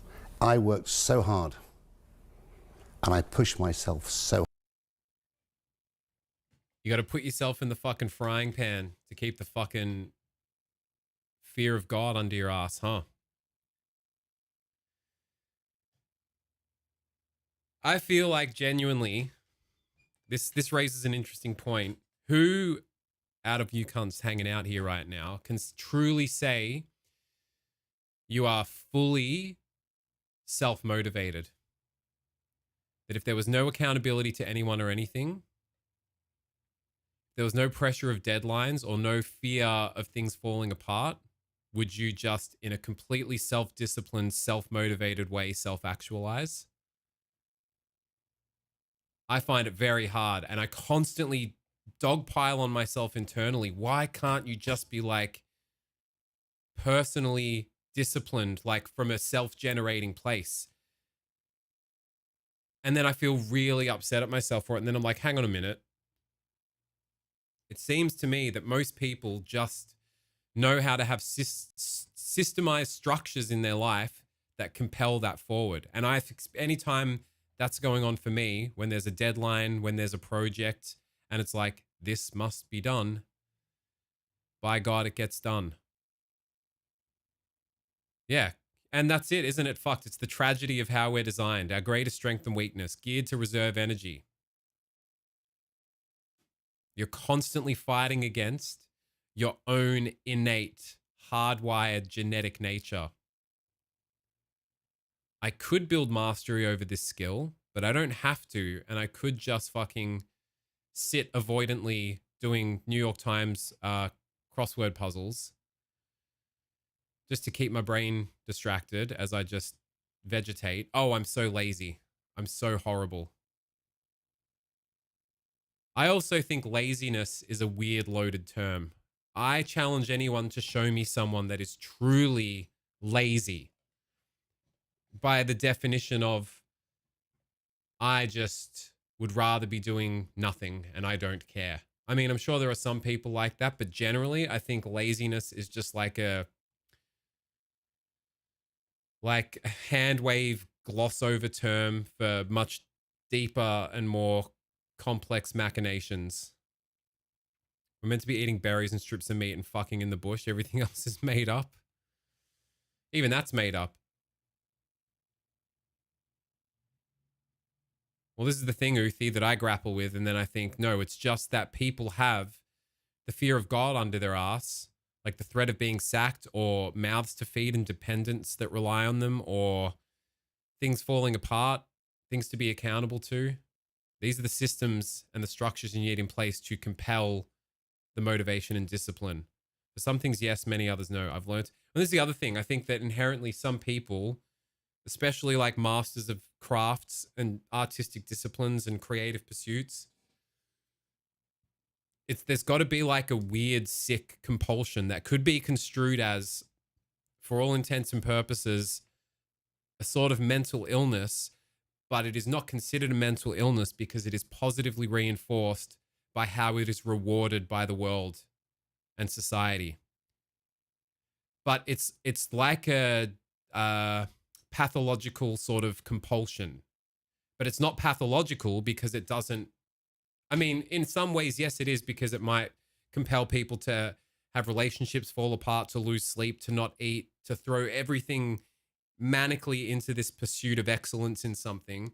And I find it akin to like, it's positively reinforced mental illness, but everyone positively reinforces it and looks at it as this great thing to aspire to. So it's not considered that, but it has all the hallmarks and all the same things as like There are just some people in the world. They're not even, it's not even discipline for these people. Like the Frank Zappas of the world, like Gordon, like Arnold Schwarzenegger, like working out until he threw up and just being so happy about it because he had this hell-bent drive that every rep was one rep closer to being the best bodybuilder in the world.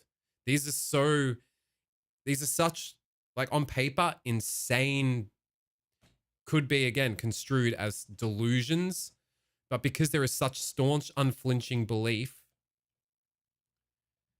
and there is this like will to power to do it, it manifests. And then it's not seen as like this like weird kind of like pathological compulsive behavior. It's just positively reinforced like sick cuntness. It's like watching the Chicago Bulls doco. Jordan is obsessed unhealthily. This is the thing, but it creates greatness, right? And that's what it takes. But yeah, I really have this weird intuitive belief, and I could be really fucking wrong. But in my worldview and the way I see it, it is like all these people that push themselves to the top, that are considered, you know, the greats of their fields and their disciplines. It is born of like a compulsion and drive that is akin to like a disorder. Look at these, most of these people, they have terrible personal lives. Yeah, they sacrifice elsewhere always. But this is the thing. It looks like discipline, but it's this like absolute quote unquote sick compulsion masquerading as discipline. And they just happen to roll the dice with their neuroses that it was upward momentum, positively reinforced neuroses. And then there are other neuroses that are downward momentum, negatively reinforced. But it's the same shit, just sort of on the other side of the coin. Pete Best says the best thing that ever happened to him was being kicked out of the Beatles. What's the reasoning there? That's why I'm better. I sacrificed my personal life to also have achieved nothing achieved professionally. Ah! I just find it really interesting because it's like I sometimes beat myself up about like, why can't I just, you know, madly, passionately, the things that I care about, like music and, you know, doing creative things with a stream. What stops me and makes me feel avoidant? What's this fear blockage that's like holding me back? And then I'm like, these other people, it's just a roll of the dice. Yes, you can cultivate discipline and you can like gear yourself and like shift things and you know, improve your ability to self-actualize. But generally, to even have that, there is already like a precursor disposition. And usually it is coupled with this like pathological, compulsive drive and behavior. Discipline implies choosing the right choice every time. In reality, they have no choice in their own eyes. There's only, yeah, exactly. Yeah. I mean, that's it.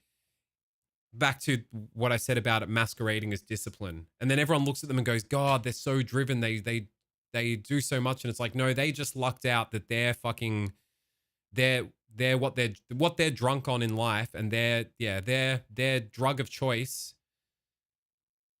to push forward in the fucking existential, absurd, fucking meaningless of it all just happens. Their compulsion isn't fucking online shopping and jerking off and smoking weed or whatever other fix. Theirs is this sick drive to like push at a fucking creative discipline or some kind of mastery over some sort of skill.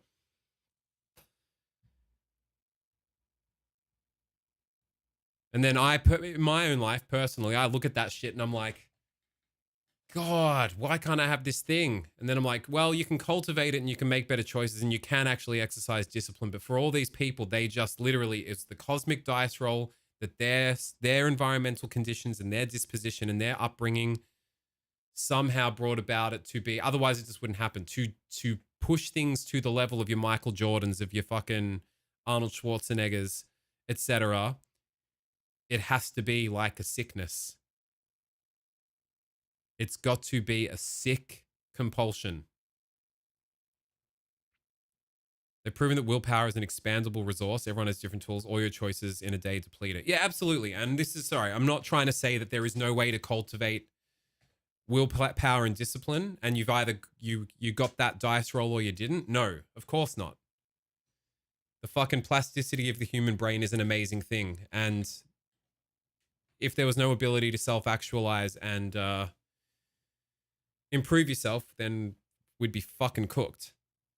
But for a lot of these people, I think it was the dice roll situation where they just happened to have the parameters in place that gave them this fucking like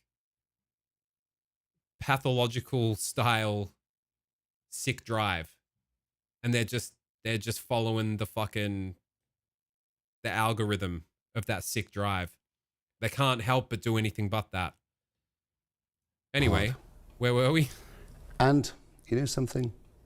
The That's truth just is, my fucking had it not been for intuitive that take man, on it. who was not a nice man, I would don't know what never I'm have talking realised about my at dreams. the end of the day. Thank you. Because he gave me the tools required. He taught me how to absorb pressure, how to push, how to pick up the towel, how to hide my tears. Because the old world of gastronomy was as... And that's the crux of everything there that I'm trying to get at. How to hide your tears. How to mask effectively the masculine urge to not show weakness. Whatever happened to the strong, silent type? What's the quote by Tony Soprano?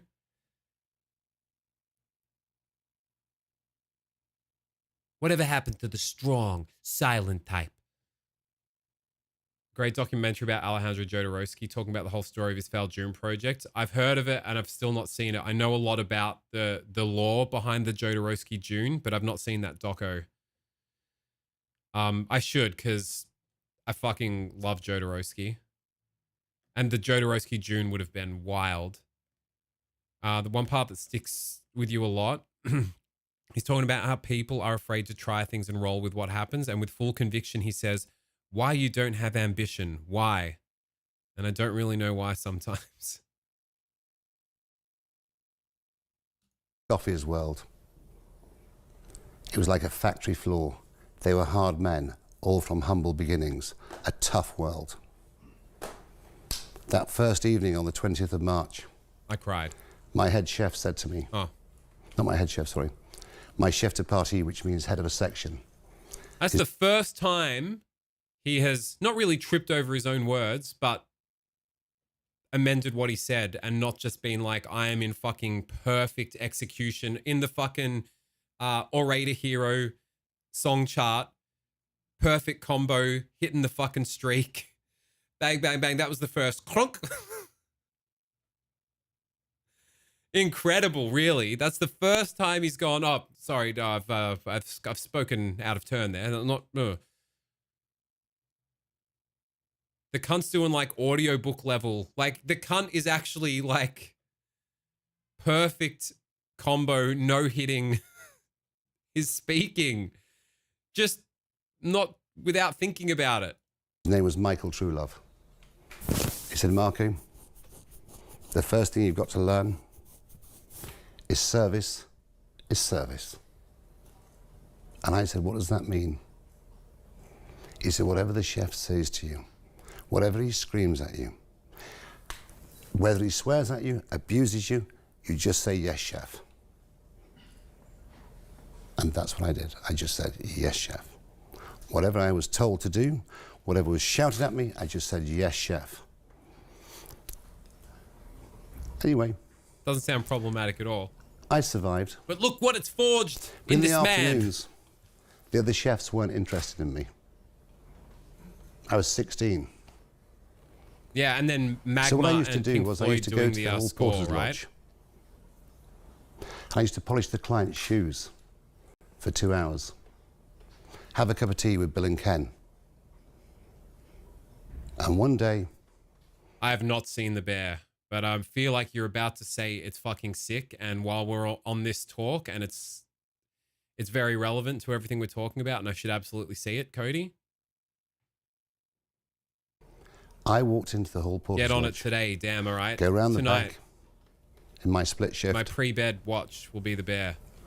On I'm the guessing chair- it goes into all this, the philosophical side of what we're talking about with the high stakes world of pursuing a career in being a chef. That's as far as I know. That's all I know. It's like sick cunt chef pushing himself to the brink kind of vibes. The maddening rabbit hole of chasing the dragon of perfection. Something like that. All right. You know what? Consider it ordered from Gameology and shipped to my eyeballs and ears. where I sat was a small book. That book was about so large and so thick. And on the front of it, it said the Was a Eagle pair of Money Guide boobies. to Hotels and Restaurants in Great Britain. I started flicking through it. Just that shit. There's something so powerful. I'm sure there are like entire body language, verbal fucking communication breakdown videos on YouTube about that sort of thing. The motherfucker knows how to just sit with a thought and not worry about dead air. Much like I'm emulating right now. And it's quite powerful, isn't it? Because people are then hanging on every word that you say. They know then that when you have something to say, you mean it. Because you don't need to just fill dead air all the time. They get this sort of sense of a purposefulness, a deliberateness to everything that you're saying. That every word has a potency and a meaning to it that you intend. It's all about intention. Why do you want to change that? You don't have to prattle constantly. You can take your moment, you can take your time. The silence isn't uncomfortable. It's actually quite beautiful. It shows intent, consideration. And I think we could all learn something from that, from Marco Pierre White. Like right now, I'm not sure where I'm going with this. I don't need to prattle on and fill dead air. I can carefully consider what I want to say. Take a moment to think. Now. And what I realized was that restaurants had stars. But what was really interesting, the finest restaurant in Britain It's mesmerizing. It really is. was the Box Tree in Ilkley in West Yorkshire. 15 miles down the road. Anyway, that evening I went back and I thought to myself, if I'm going to be a chef, then maybe I should work in the best restaurant in Britain. That's the, see, this is the, I love, there's something so potent about the start of a journey into a discipline or a pursuit or a, embarking on something and being young and having enough like discipline and enough want to hone a skill, to be better at a craft in like in an adult focused, channeled way, but then having this youthful naivete as well, where anything's possible. And I feel like I experienced a bit of that with the start of Closure, where it was like, well, we're going to record an EP. Why don't we just get like a really cool producer to fly over from America that we really like? There was no like, you can't do that. That's too expensive. They won't want to do it. It was just like, yeah, let's do that. Oh, we need a bunch of money. All right, I'll just sell a car. Cool. Okay, why not? He'll just want to come. Oh, let's record it at the best studio in Melbourne that we thought was the best studio at the time. Let's record it at Sing Sing Studios because that's the great place where you record stuff. So let's just do it. There was no like, this isn't going to work. What if it fails? There's something really beautiful about that sort of cockeyed optimism of like, oh, I found out this was the best restaurant in Britain. Why I should work at the best restaurant in Britain. No, oh, I don't know if I probably couldn't work at the best. It's like, yeah, no, that's what I need to do. I need to be working at the best. If that's the best restaurant, I should just work there. And a lot of times it does work out. And this is why I've said many streams, there's a recurring theme when if we get into these discussions where I think there is something really potent and grounded in the reality of the human psyche about the law of attraction and the secret bullshit. All the woo-woo stuff aside, there is a fundamental governing principle in the philosophy of that is, you know, if you believe it, it can happen. If you don't believe it can, you immediately shut off. You collapse the timelines where it can happen because there is a fundamental disbelief of something being able to happen. So why would you seek out the path from A to that lofty B? No matter how lofty it is, you don't consider it because it is not possible. It can't be done. But as long as it is thought of as possible, not even possible, as long as there is a bit of cockeyed optimism and it's like, well, that's what I'll just do. Somehow, through that belief, you find the intermediary steps to angle yourself to that place. And it doesn't always work out, but surprisingly, a lot of the time it does. Again, experienced it to some small degree with closure. Never was it like, can't do that. I left a job to go on a tour once, and I didn't once think, oh, I shouldn't jeopardize my employment at this place. It was just like, oh, you're not giving me time off to go on this tour? Well, I guess I have to leave this job because I need to go on this tour because it's going to happen. We're going to make it. And I think I've talked about this before. You've probably been here for the talk, Groovy. As soon as that belief falters is when it unravels. The staunch belief got us to fucking living in America, signed to a label over there. And then the imposter syndrome creeps in. And then the avoidance because all these loaded expectations, all this inner bullshit that's all only happening inside yourself starts to creep in. Hey! And you lose your nerve. I'm not really that good. Everyone's going to find out now. Now this is real. Now we're in America and we're touring with these big American bands. I can't do this. And then what happens? You can't do it. The cracks start to appear. You don't believe it so much anymore. Oh, I believed it. Now we're here. But now everyone's going to see that, like, this is actually, I'm not actually good. We're not good. And we can't do this. Can we write more songs? I don't know if we can. How are we going to, I don't know. I don't know how to do it. I just kind of accidentally fluffed my way through it. I don't know how to really do it.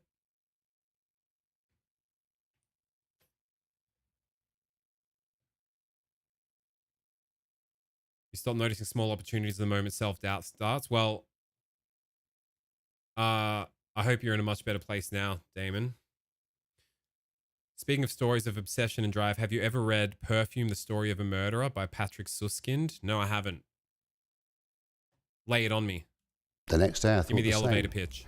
The next day I thought the same. And this went on for a few months. And one day I plucked up the courage to contact the box tree and asked if they had any vacancies. She's like, I've got like 30 questions, bro. We're 11 minutes deep. This was the third moment of luck in my life.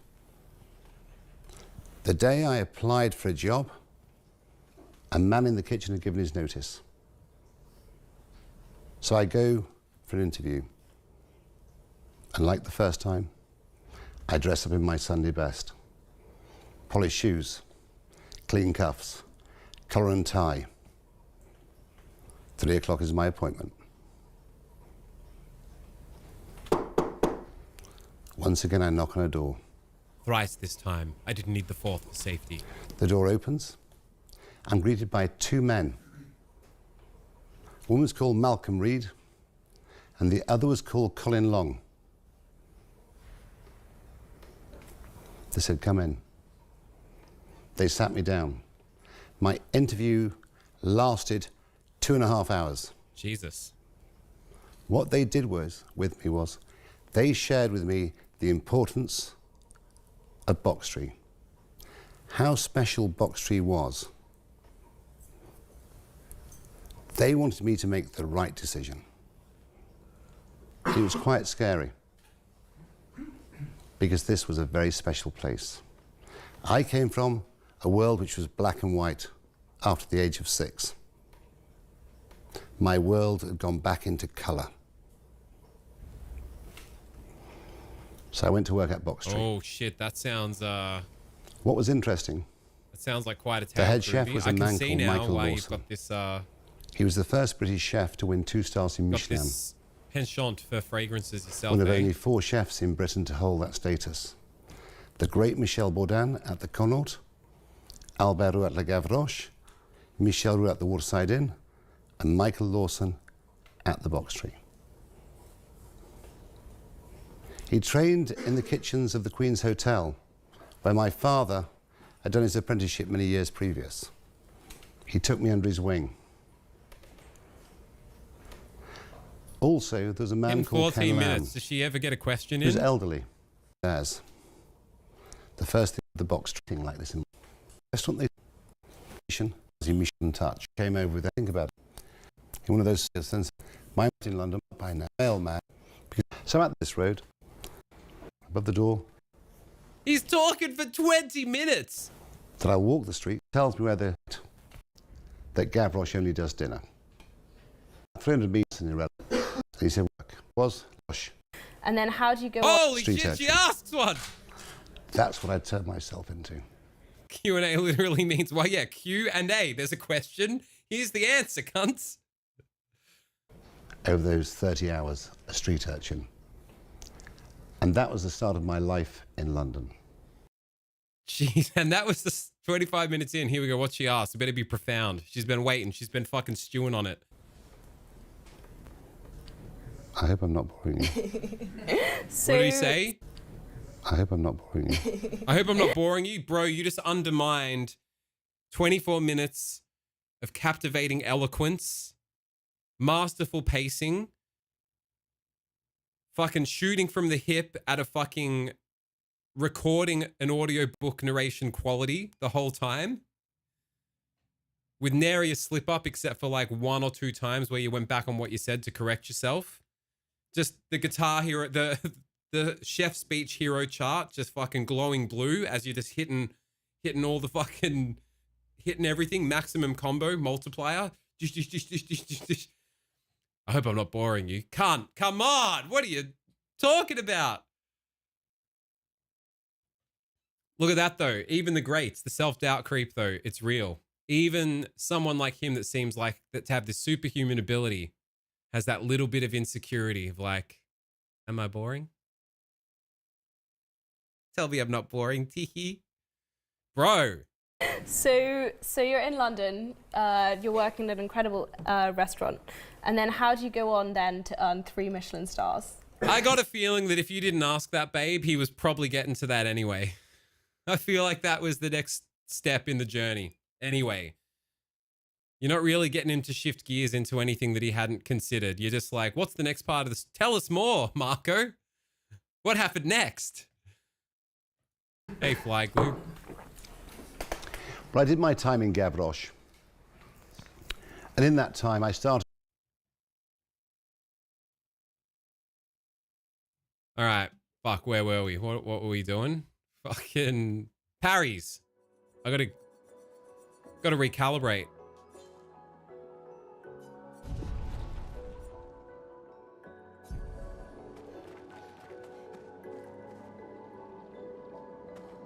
All right, we're not gonna bother fucking refighting all these cunts. Leave me alone, leave me alone, leave me alone, leave me alone. Leave me alone, leave me alone. They're moving all over the place.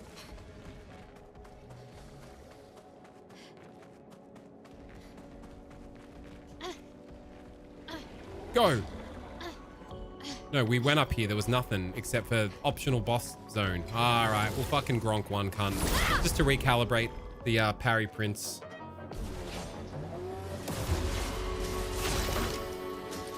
First strike.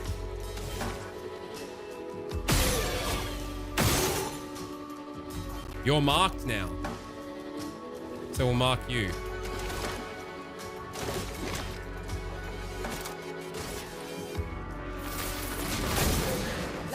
Cunt's almost dead. So what we could do here, pepper you up. Then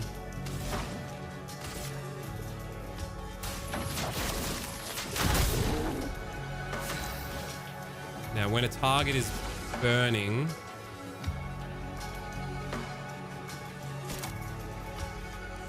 oh, it becomes weak to fire, and it'll switch us into degagement because that'll make him weaker to the fire damage that's stacked 6 times on him.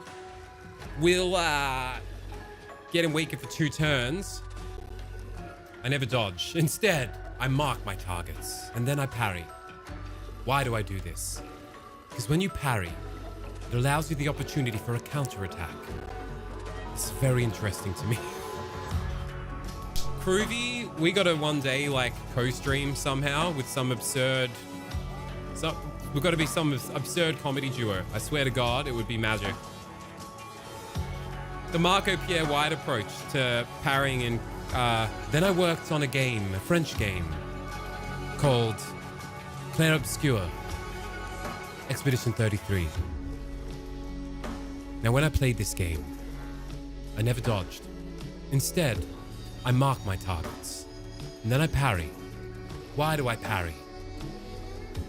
Because when you pull off a parry, it allows you the opportunity for a counterattack. This is very interesting to me. Now, My sword is death. Точка став. I got it.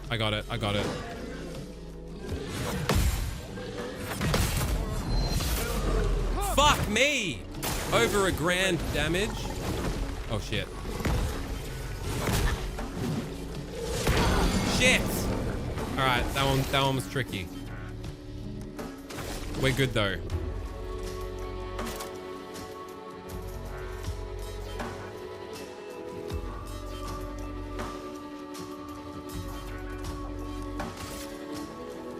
Oh, we can only do that to ourselves. We're going to...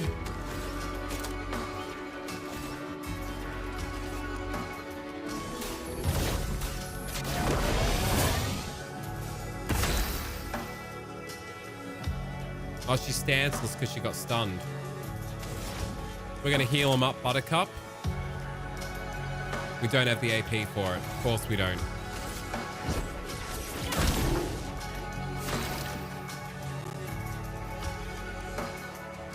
We're going to skip a turn.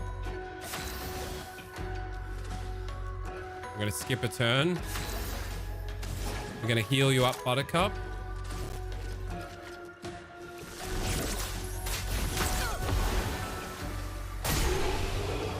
I just died to the burn.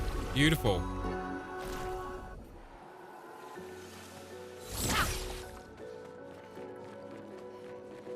This was optional, the optional boss shuffle. Where are we going? I don't even know. Where are we going? One must first calibrate their parries before they calibrate their orientation in the world of Clair Obscur. Now,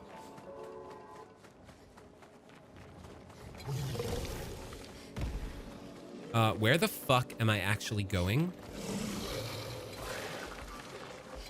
Is it up over yonder? Must be up over yonder. It must be. Port de Lumiere.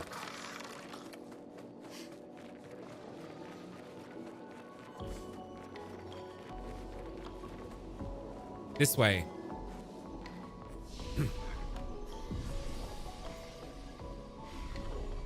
Actually, now that we've got a third party member, I'm going to try something real cheeky. Is it Noko's hut? Which is the closest one to, No, the hut. No, it wouldn't be the hut. Streets? Which is the one that's closest to the electric fucking boogaloo bunny? The weird pink sheep place. That wouldn't be Coral Cave. Would it be Lumerian Streets? I guess we find out. We've got to go back and skronk that cunt. No, that's just here.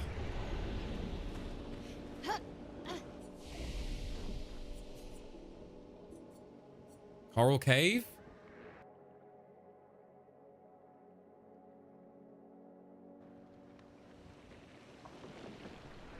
No. We can't get back there?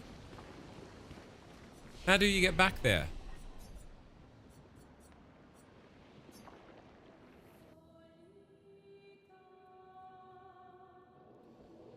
What's that got to do with my knob? How do you get that shirt? Oh, the warps are within the same zone, so you need to just go to the first flag of the area. Yeah, let's do it. I want to fucking... I reckon we're in with a chance against that cunt now. Uthi, baby. Thanks for your company. Rest up, Buttercup. The promise of tomorrow. What a beautiful thing. To sleep now is to rest. When you rest, you recuperate.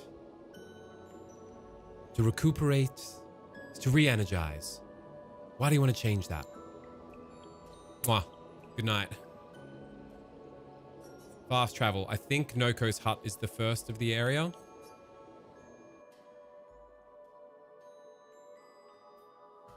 Why do you want to change that?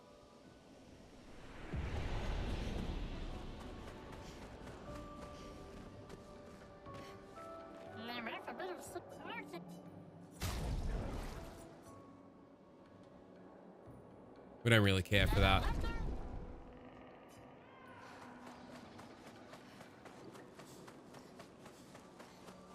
Yeah, this way.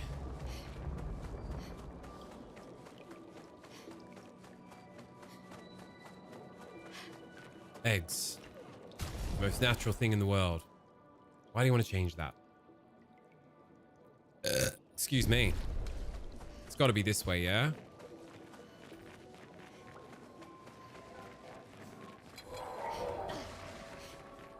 I don't got time, cunt. Ah! Oh shit, we're deep in it. I don't know how far we got to go.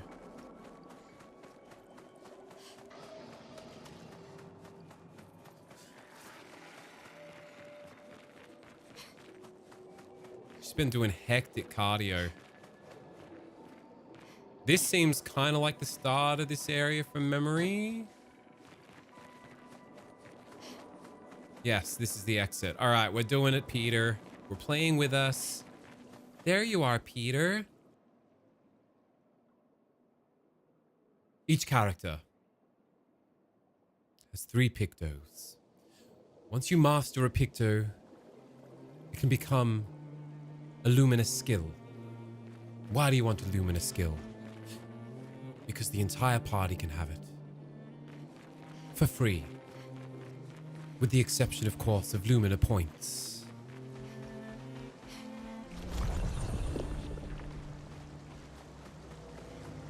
Now.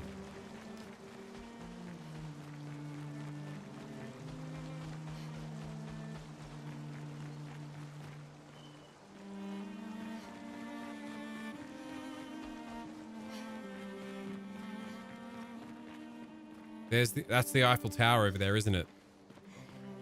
The old twisted, munted Eiffel Tower. All right, it's happening. Danger. Yeah, the danger's us. Which one of you cunts wants to die first?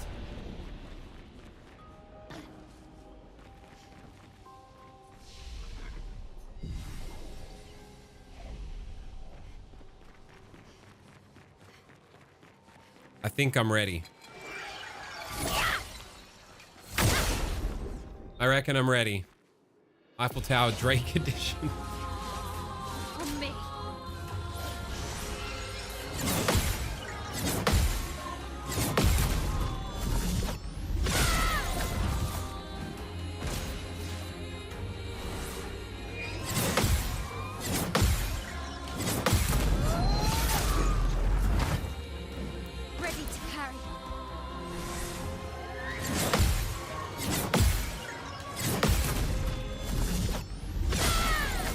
All right, we've got about 0.4% of the health bar down.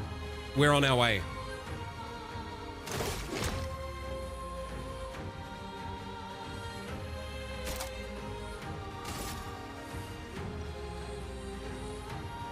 Take him down. All right, only 1,027 parries left. That's easy. They'll fucking...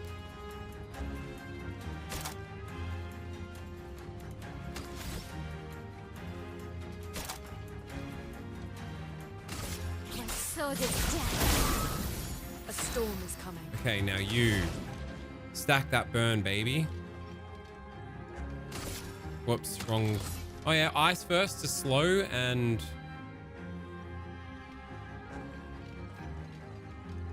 Have they changed the, in the update? It seems like, yes, they have. Oh my God, they've put leaves and like, they've made the difference between the wild and the yellow more legible. That was actually fucking with me. What a beautiful quality of life thing. Have you noticed this, or am I tripping balls? The ice ones now have like the snowflake symbol in it. The green now has the leaves in it. They've actually changed that since yesterday. Because that was actually genuinely fucking with me. They finally made a colorblind update for stains. Cody's rejoicing. Dude, it was fucking me, and I can see red in a health bar. And it was fucking with me. So God knows how it was fucking with you, bro. But yeah, they've actually fixed it. It's incredible. Because there's like a little flame in the red. That's perfect, because I could not tell the difference between the yellow and the wild sometimes.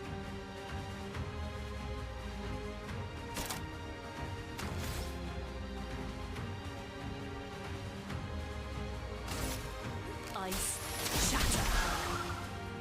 Ready to parry. Ready to parry, indeed. Not to worry.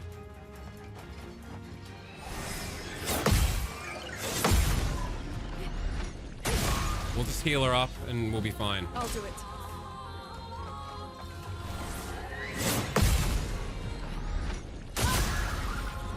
I don't think we're beating this cunt. This might be a comeback later cunt.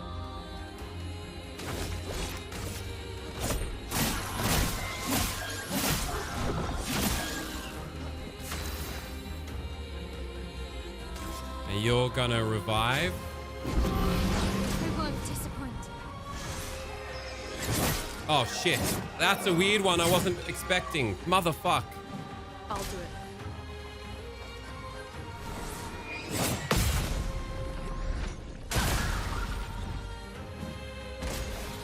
I think we can do it. Too early. Fuck, man. That's all it takes. All right, we got to get Gustav back. Oh, no.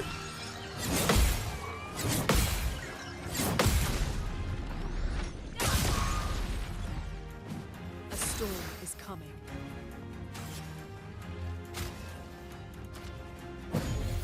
Here.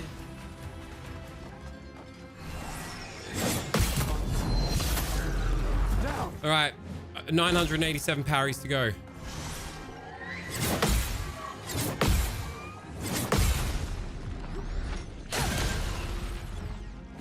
Dodge yourself.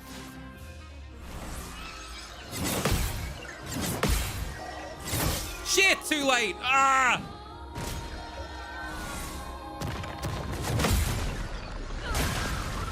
You pluck one of its nose hairs in damage. If you mess up, it sends your character to hell. Very doable. I've got the hellbent fucking sick psychosis of pathological compulsion to do it, so it's gonna fucking happen. Hob can fucking no-hit the entire Soulsborne series. This is but one boss. Good morning there, Ungi. All right.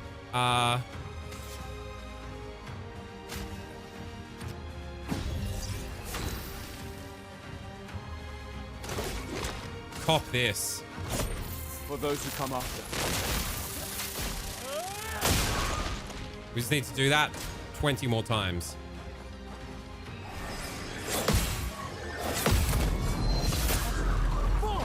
We got it. It's the best we've done.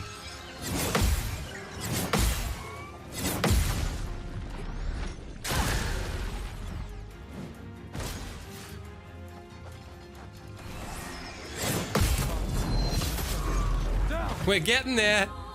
Chipping away. No more revives. Fuck. Marking shot this son of a cunt. Take him down.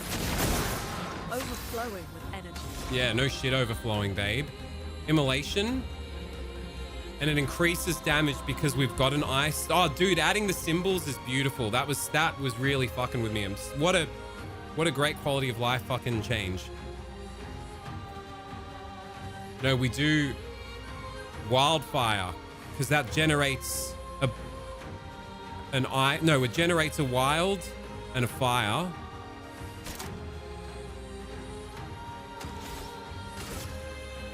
No, but we want the mark to apply 2 more burn.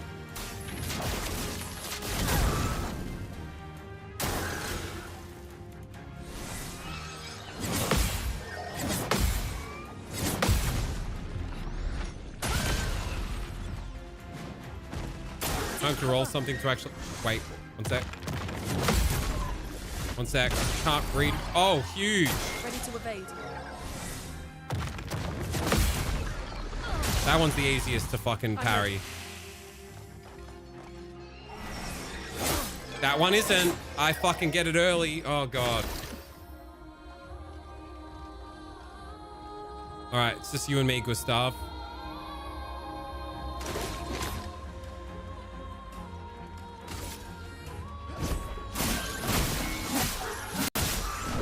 We got this, Gustav. That one's the easy. That's the gimme. That's the gimme.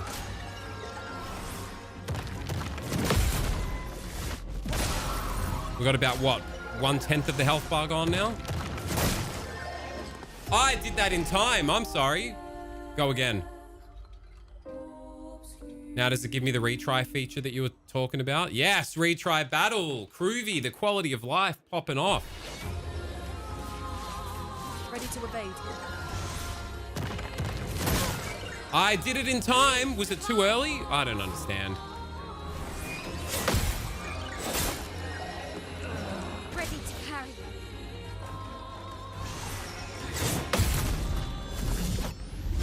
I might need to come back to this one. This might be the I can't actually do it. Come back to it one. No, don't talk like that. Then you don't believe it can happen. You're going against your own fucking Lose again. hyperbolic rant before Weddy.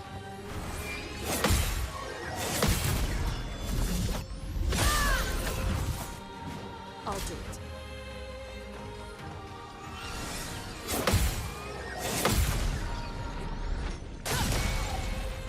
Fuck. So it's resistant to fire.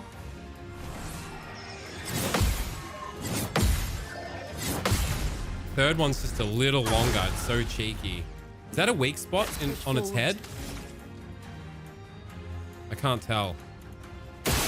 It is! Oh my god. Huge.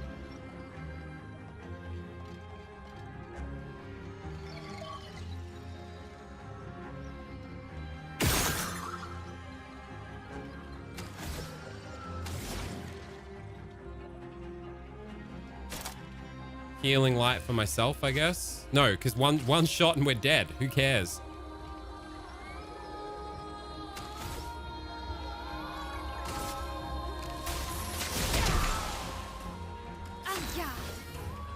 It's fucking mint, eh? All right.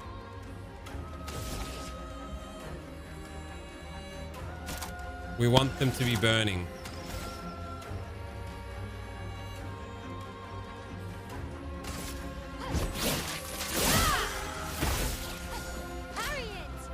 Parry it, will do.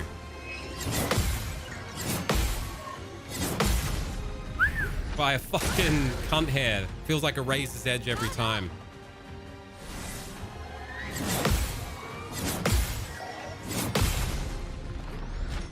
Harriet Tubman, let's go. You're defenseless. Yep. Oh god. Yeah, it's a little later than I think. Huge damage. Let's go. Now, we want you to be burning.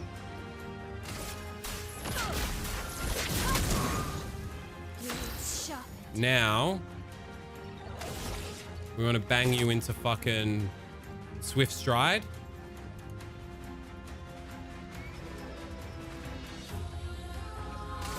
From fire. Rune, watch out.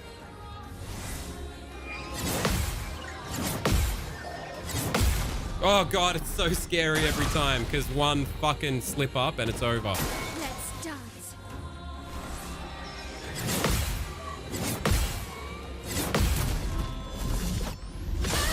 Huge! She does some hectic counters. Let's dance.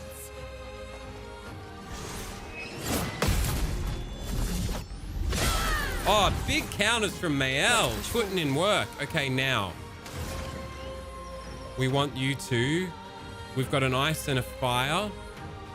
A wild and a fire? A wild and a fire. Electrify?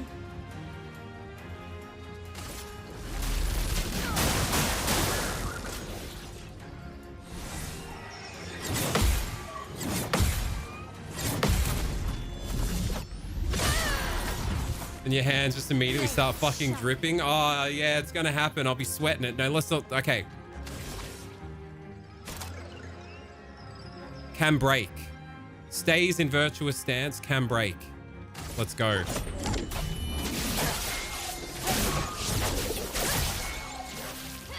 Rune, watch out.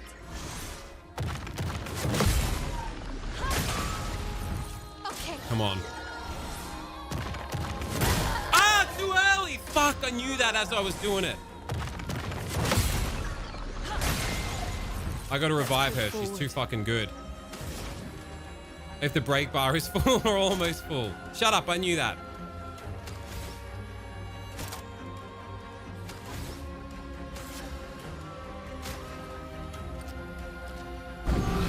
We need her. We need her. She's the DPS babe. Nah, it's good to know, Cody, because I would have kept trying, thinking, all right, just got to roll the break.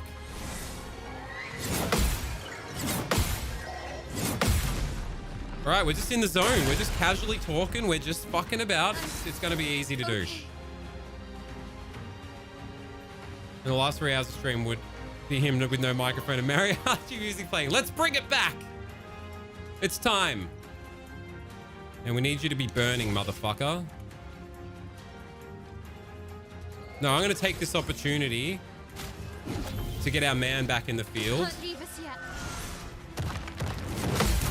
It's later than you think, that one. Oh, she does hectic counter damage, bro.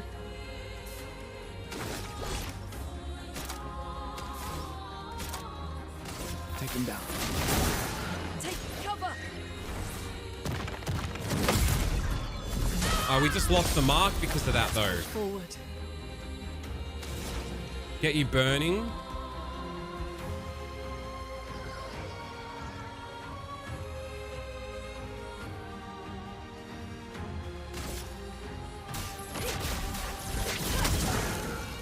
Huge.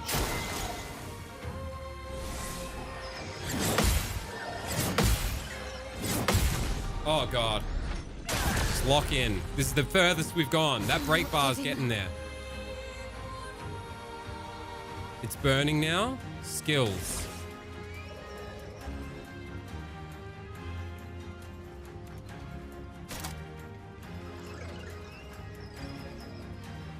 Switches to virtuous stance if burning. Let's go.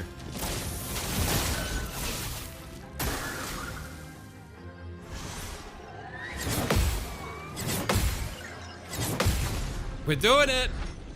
Slowly but surely. Take cover. Too fucking early. We've got no more revives, do we? Margin for error. No, we're good.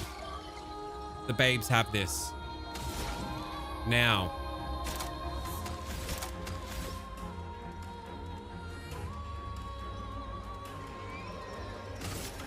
Eyes shut. Let's dance.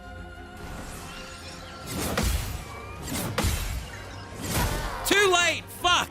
It's alright. Loon's got it.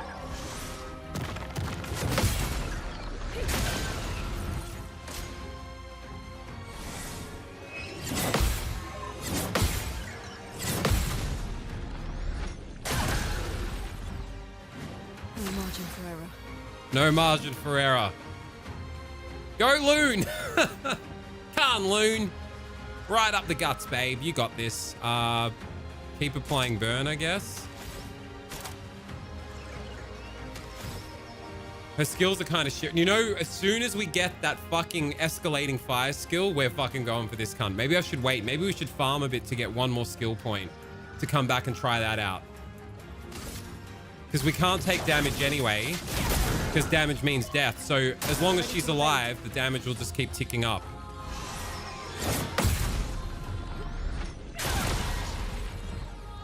Now you're thinking with portals. I think that's what we got to do.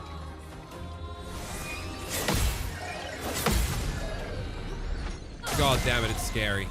But when you parry that many attacks in succession, you have so much AP to play with. Too early. There is a way to kill this cunt at our current-ish level. Let's just farm just a touch. Oh, I pressed retry. Well, we better try it one more time now anyway. Let's go.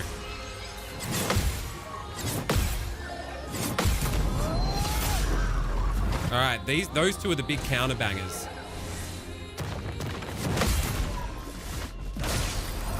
On me.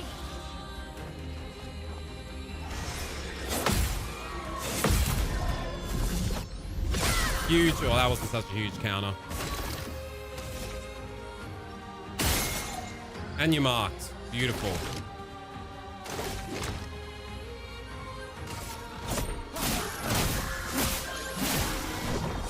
Overcharge ready to pop. Absolute stanceless behavior.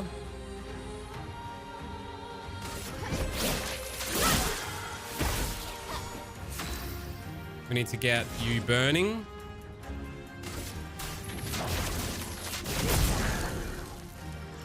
Get ready.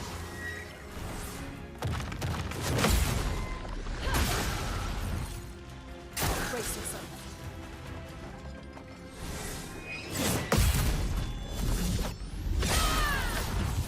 Like to see it.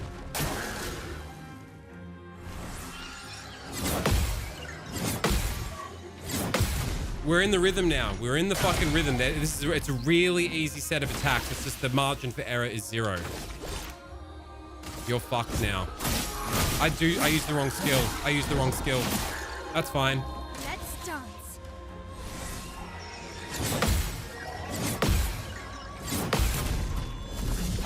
It's not burning anymore. Blades sharpened. We needed you to be burning to switch into virtuous. Apply 5 burn.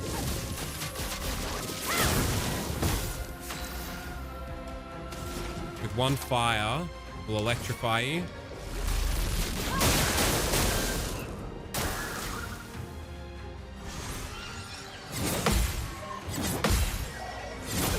Too late! Fuck!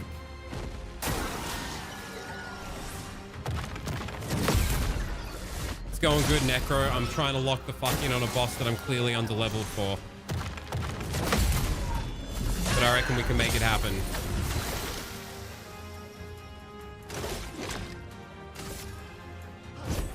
For those who come after.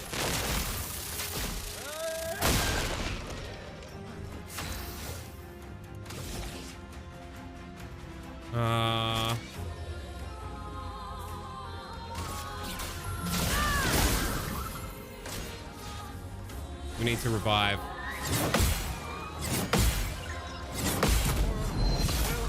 Holy shit. Razor thin margins.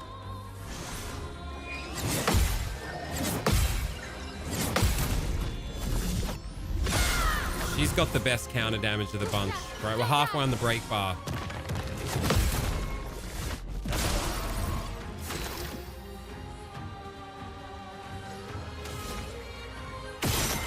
Thought I could mark you, maybe. We got there in the end. We're gonna skip turns so that we... No, because then we'll parry and the mark will go.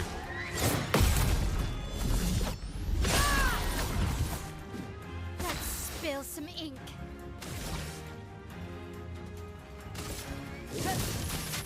Flames on me.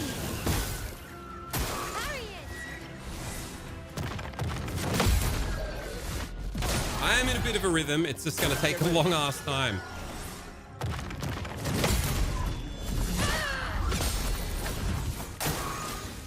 We need to revive. Too early. Wow, fuck. It's over now. As soon as you lose 2.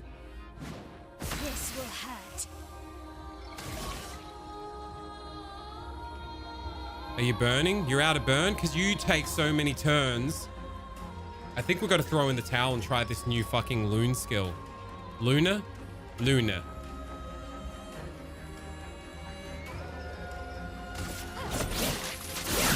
Maybe we can just... All right, let's solo. Let us solo it. That one you can do way later than you think. Okay.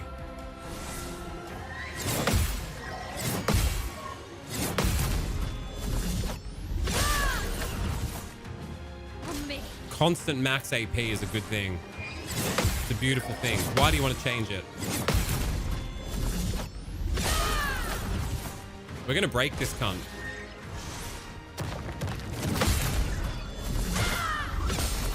This will hurt. You're not burning, are you? We can never get into fucking... Flames. On me. All right. On me. That's enough turns to... Yeah, good old turn base is never your turn. I think we can get... I think by the time it's her turn again, the burn will still be there. On me.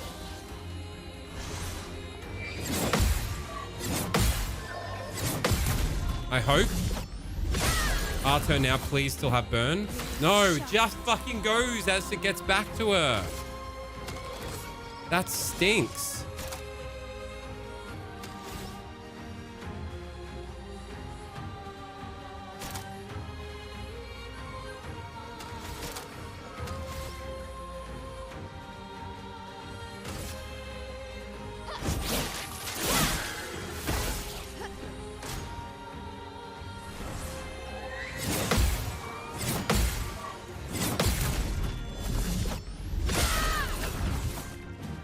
Got to do this 100 more times. Easy.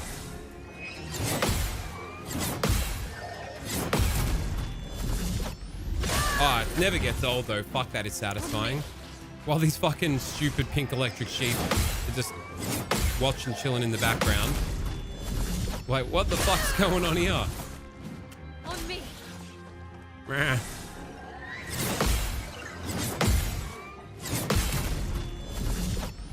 We're close to breaking this cunt, and then the fire can work. Begins.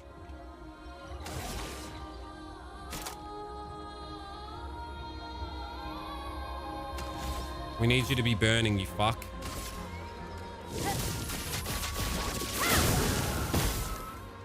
Okay.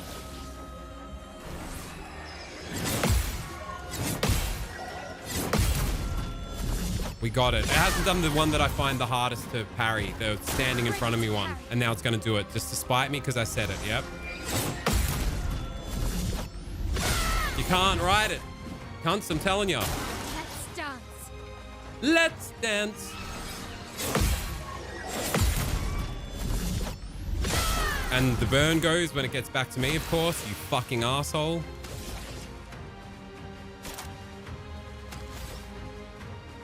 Percy Baku.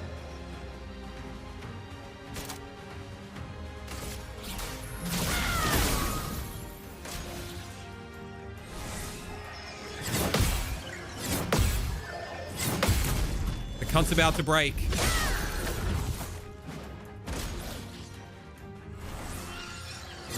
I thought you broke.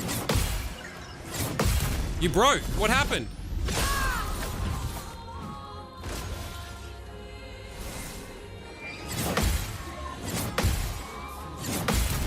It broke.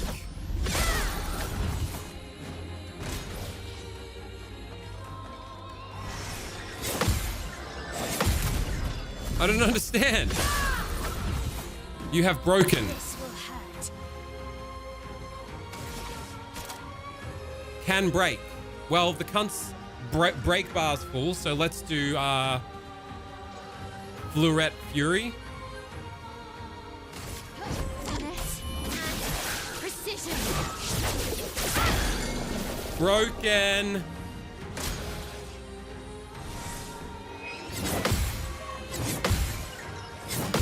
What's the bet? This kind of has a phase 2 as well. On me.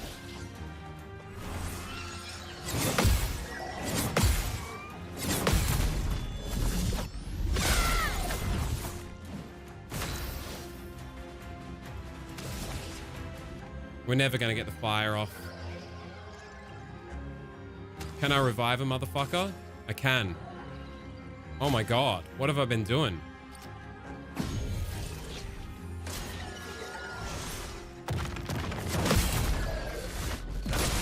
I reckon we can do it with 2 of us.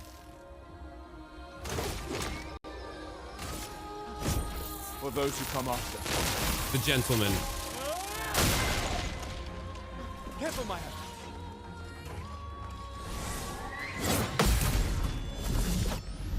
Now we're doing double DPS. We got it.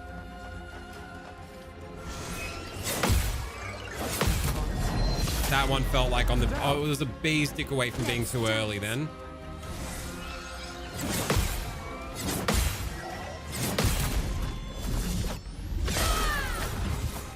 Why are my counters a lot weaker now? I guess I'm not critting. Just the 2 of us. We can make it if we scrunk. Parrying the 2 of us. You and I.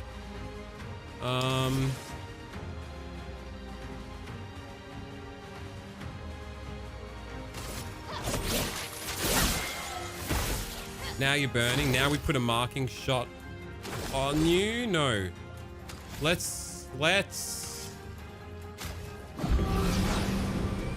won't lose again. Watch this shit.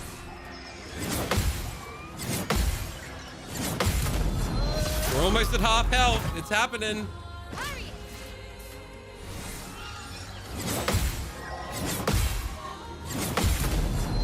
Oh! Satisfying every single time.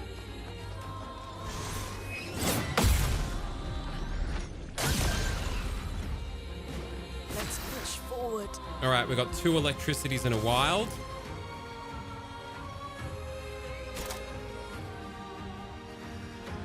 Healing's pointless because we die in 1 shot. Let's get burn going now.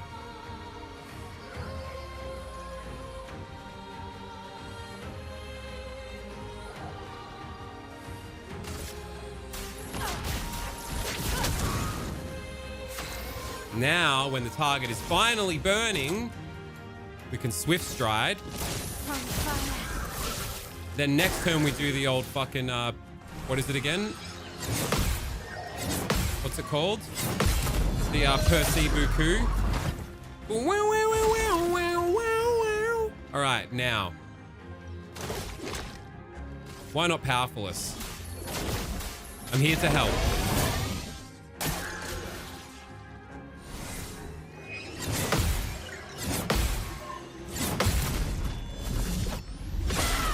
Oh, fucking huge! Take cover.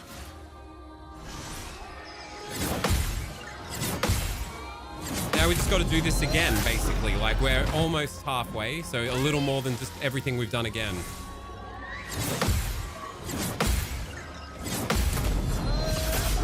We got it. It's just death by 1,000 cuts. You're right, Groovy. Now, do we go for Percy, but they're not marked?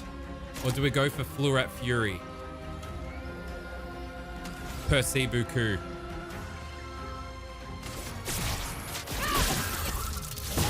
Oh, that did fuck all. All right, we got a fire banger.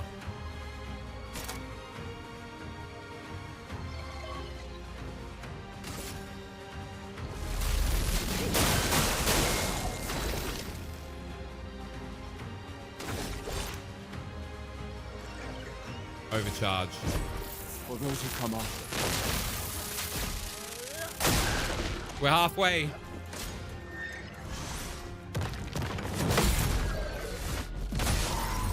Get ready.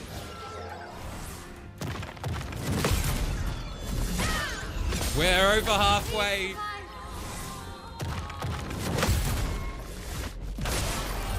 Gustav, don't Whoa! die. Oh.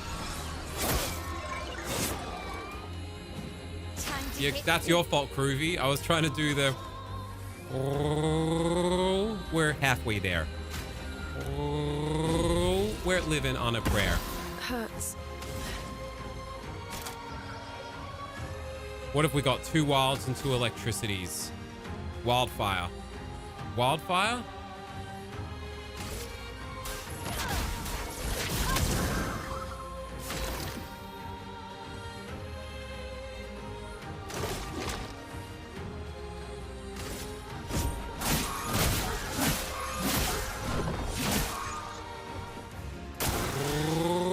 We're halfway there.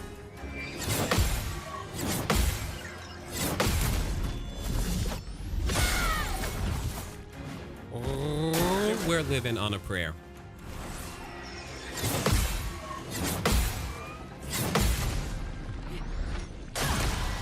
Luna used to work on a dock.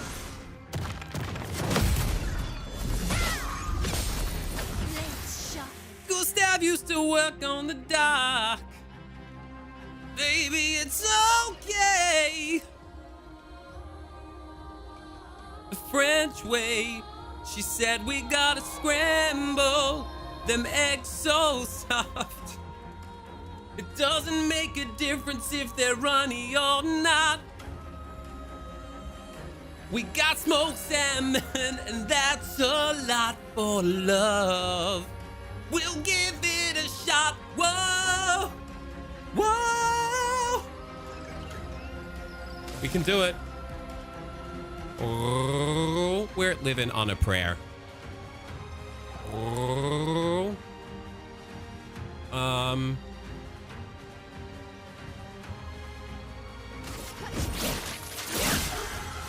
Hey, baby, 71 whole months. Thank you very much, cunt. Have a whiff of potpourri, and you're just in time for this hectic death by 1,000 cuts battle. Skills. Take him down. Take cover.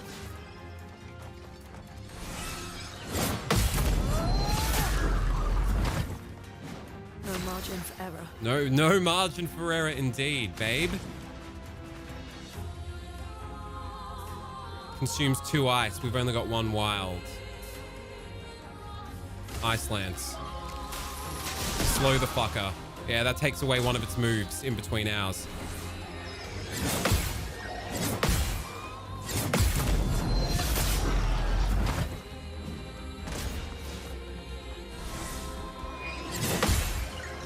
That was almost too early. I know, Ape, I'm lapping it up. It never gets old. It feels good every single fucking time. It's beautiful. So good. Thanks again for 71 whole fucking months, keeping that candle lit for a very long time. Your support unwavering. It's a beautiful thing. That type of unwavering, unflinching support. It's the most natural thing in the world. Why do you want to change that? For those who come after. Big damage. Let's push forward. We don't have the AP for Wildfire. Thunder. Struck. Oh, we got extra stacks of it because of the crits then.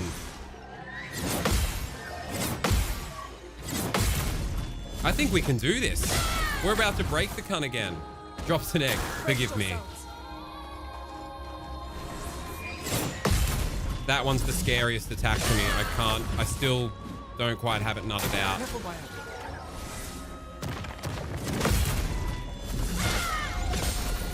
dance begins. You're not burning again, so you keep cock blocking me out of it.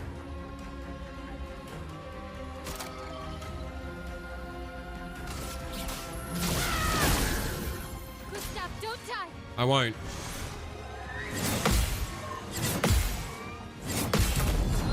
pretty locked in, I gotta say. It's a matter of time.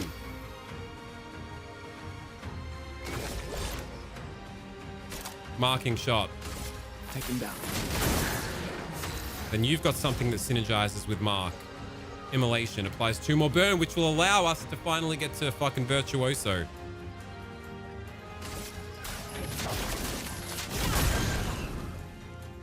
Danger. High voltage when we touch. When we kiss. Huge. Get ready. That burn needs to last. And this is where a tribute allocation, like a tribute point allocation matters because... Wait. If Mael was quicker... See, the burn runs out by the time it gets to her, but if we had Mael quicker than Loon, there'd be a burn stack in the chamber still to switch to Virtuoso. So maybe we want to think about having Mael's speed stat pumped up a bit more. I'm thinking about it. The gears are turning.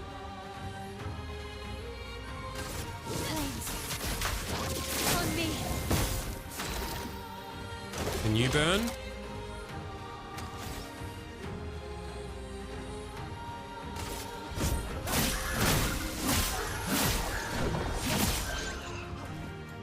Careful, Mael.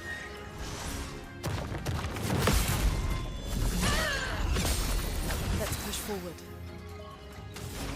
Stack that burn up now. Feel the burn. Now the burn's stacked enough. Okay.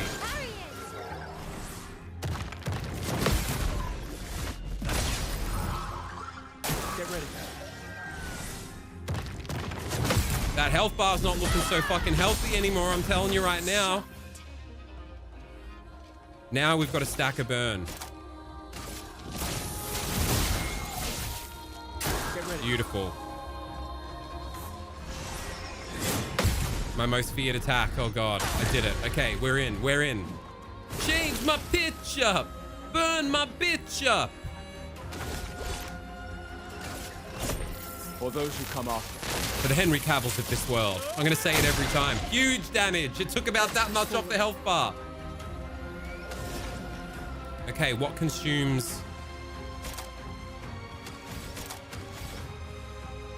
2 fire, 2 electricity. Ah.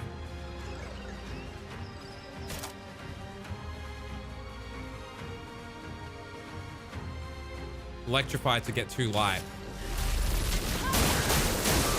No crits, god damn it.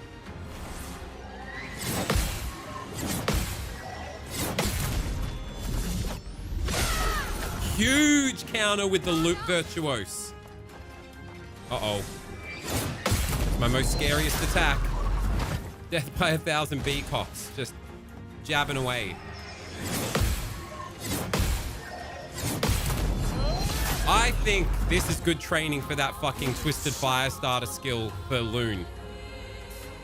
We've parried everything. I'm granted they're very easy readable fucking attacks to parry, but I feel like once you lock in with the boss's dance, that fire spell, that 6 cost fire skill is just gonna be like 1,000 damage, 1,020, 1,050, 1,000 and fucking off we go to the moon. Just keep parrying. Okay, we're in Virtuose. Now we do the big Stromboli. She's not, it's not marked. Do we just do Fluoret Fury? Can break. Of course we do it.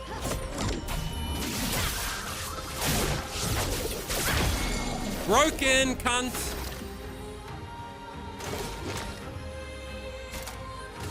Take him down.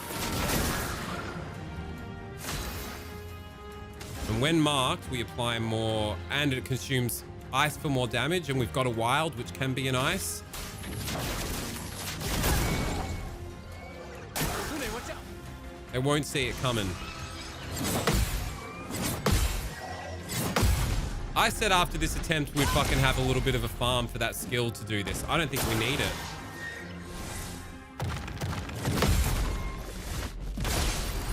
We don't fucking need it. Now. Swift Stride again. Oh, because it's the same stance. You go to stanceless. I fucked up.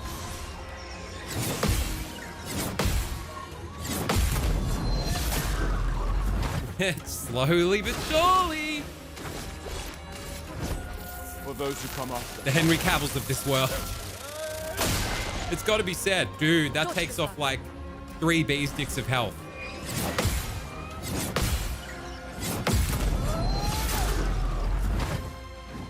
Not looking good. Not looking good? Are you fucking kidding? You guys are killing it.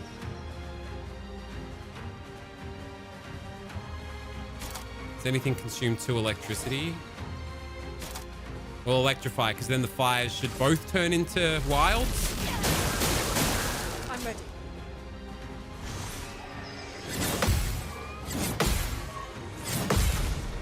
That last one was almost too early. Danger.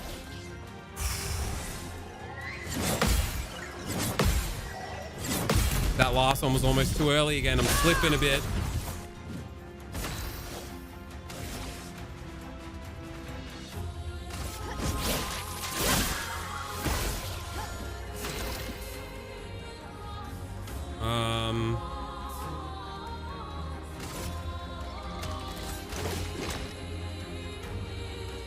Let's give everyone a bit of powerful. Gustav, don't die.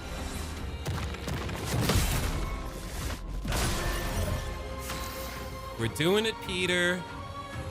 3 electricities in a wild.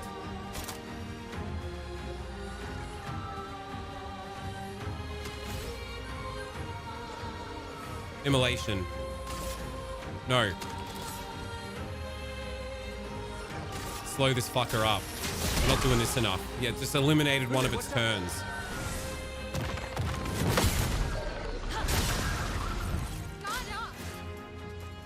Uh-oh.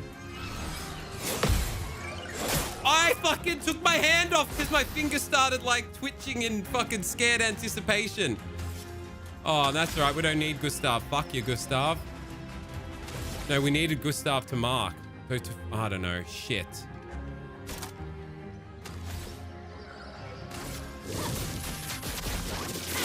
I thought it was only doing it once and my finger started twitching in fearful anticipation and it all fell apart. Not looking good. Unforced error. That was a Yevgeny if I ever fucking saw one.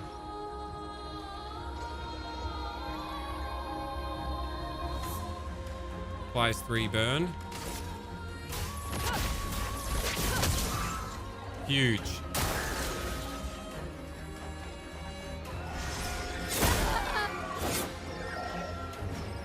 Not like this. Not like this. Not like this.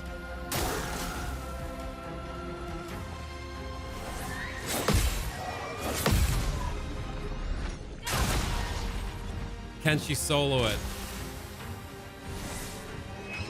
My finger started twitching in what? My finger was twitching. No. I was getting so antsy. My finger started twitching one more time. One more time. Fresh. No, I got it now.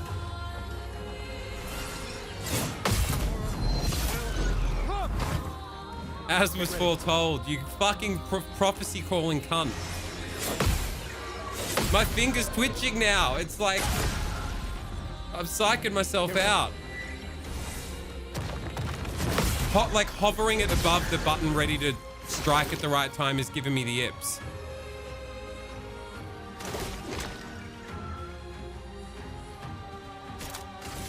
Whoops.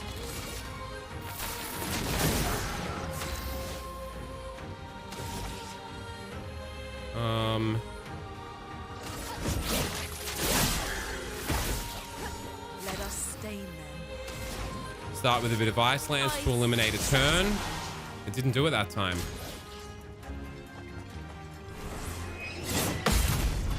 My finger twitches as it hovers above the bumper. Because it's been sitting in that position for such a long time in this fight. Oh no! It's actually, it's a physical issue for going so long.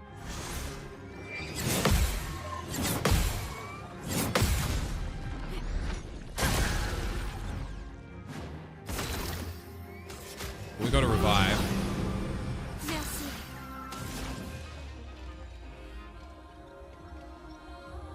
Oh, I keep forgetting this.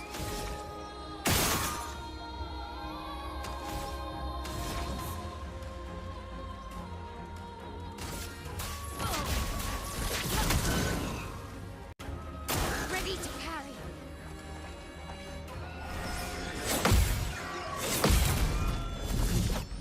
It's a finger twitch issue now. Holy shit. I'm not giving up. Stanceless? What happened?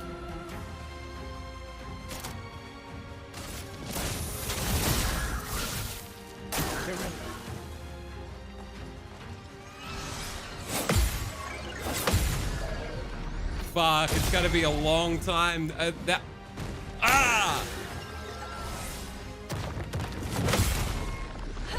It took so long to get there and then it all falls apart just like that.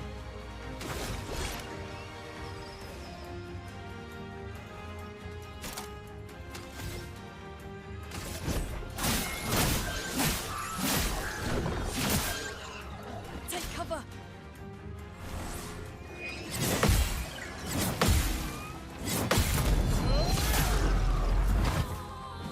Chrome is flowing. It's gotta be this time.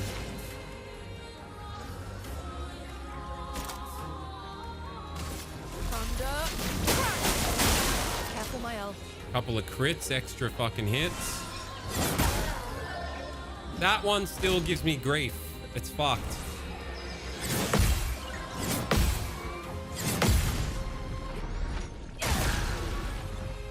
Maybe we need to get that skill.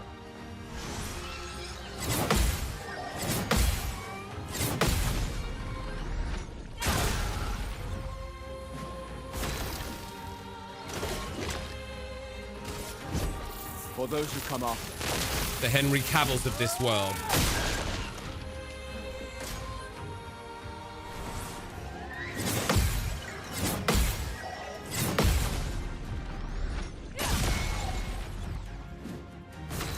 Okay, with the bloodstains, on the bloodstains. We need you to be marked, really. Wait, we need to revive. Merci. It's not burning. Into offensive. Lune. It ain't Loon.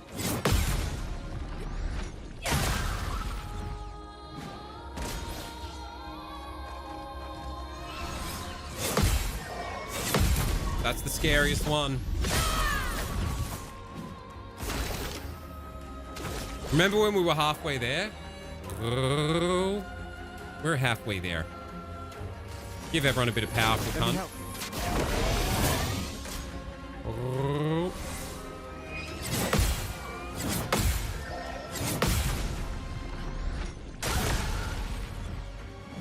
Now was our chance.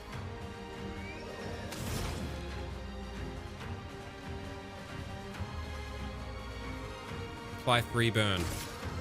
That's what we want.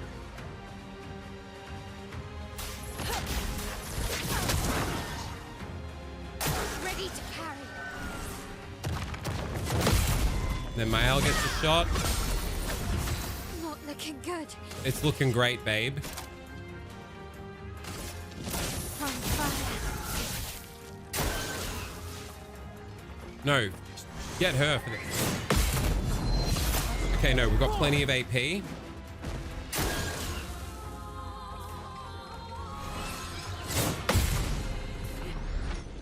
We're 3/4 of the way there. A quarter of the way there. Maybe go for some marks? No, we've got fuck all AP. Marking shot like this. Careful, my elf.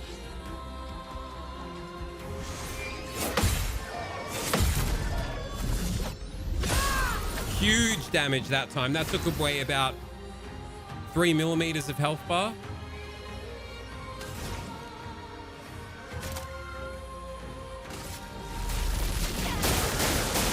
No crits. What a shame.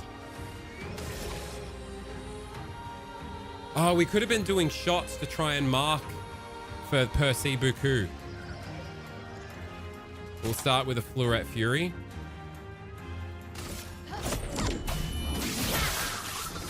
Which is underwhelming as fuck. On me.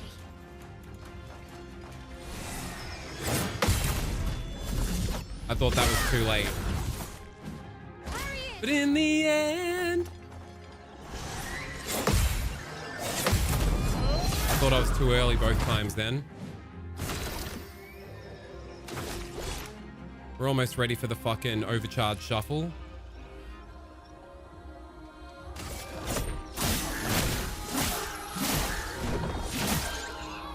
Ready to parry.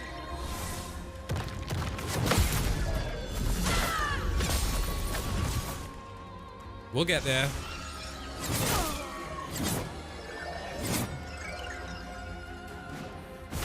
Not looking good. It costs 2.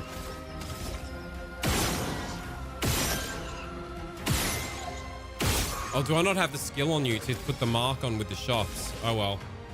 Precise. Strike.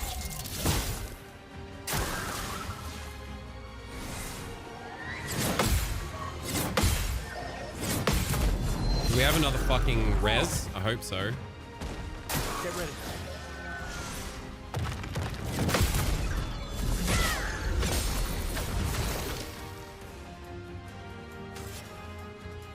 I gotta do it. Hold off on your overcharge, bro. Consumes 2 ice to apply 3 burn. We've got 7. Let's try this first. Get you to please mark. No mark.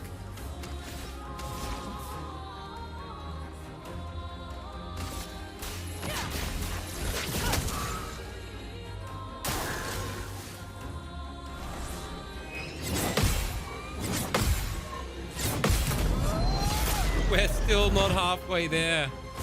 Holy shit. Okay, now. Swift stride.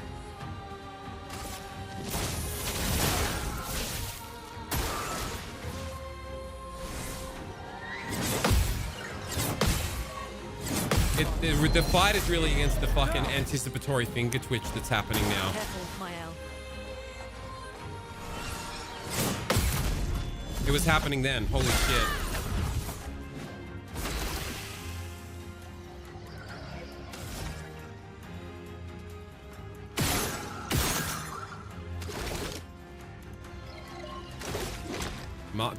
Doing the shots when you've got spare AP for marks is actually, I got to be utilizing that more.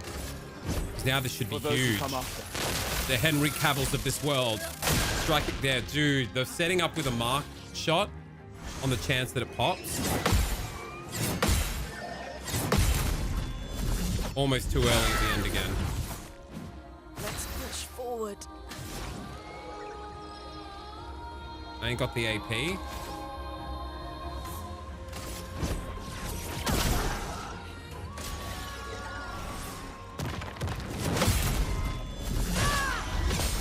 That was big.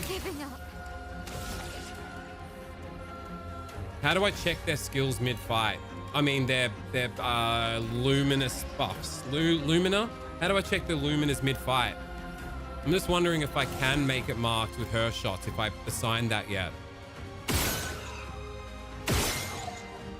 I don't think I did.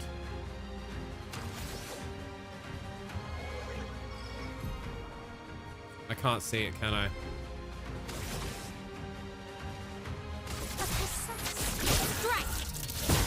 Ready to evade. That was shit.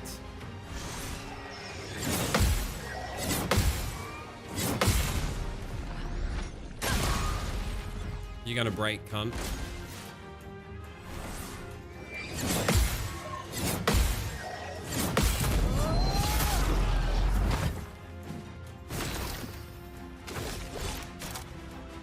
Right, it'd be nice if you could. That'd be a nice quality of life change.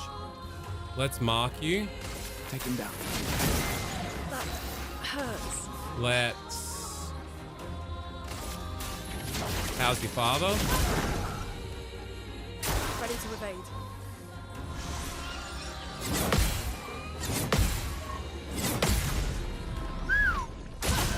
Let's fucking break, you cunt. They can do it. First, let's do this. And then we'll do the follow-up one that stays in Virtuoso and can break.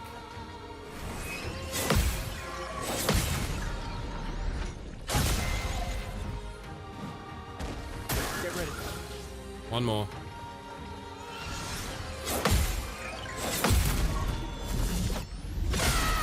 Huge.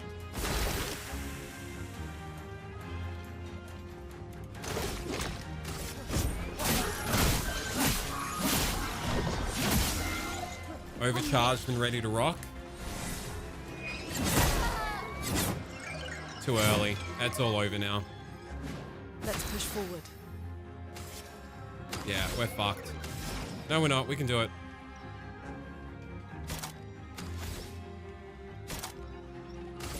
Thunder.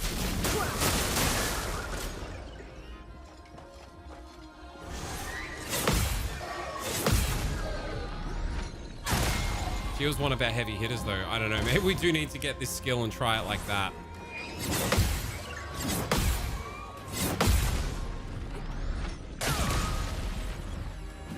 Get ready. Come on, you son of a bitch.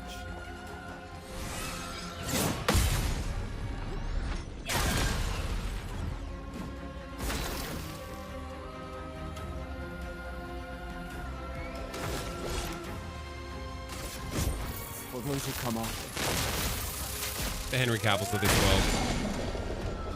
We broke the cunt. Let's push forward.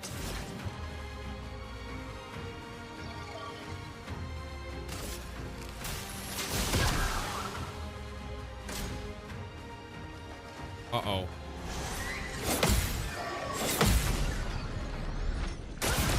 I feel like getting halfway there was a lot quicker last time.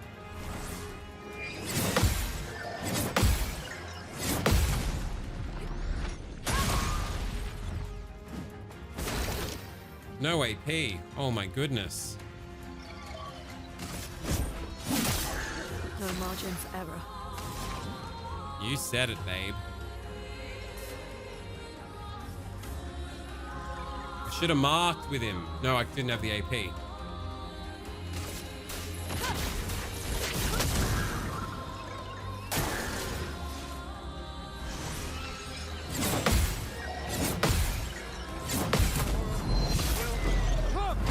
Almost halfway.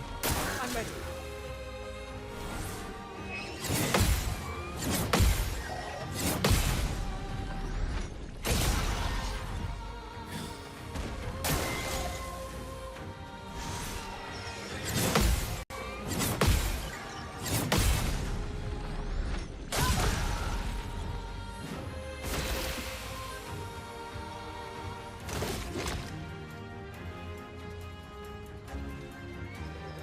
Powerful. Lumiere Assault. Get that overcharge rocking. No, you should have attacked Gustav. Let's push forward.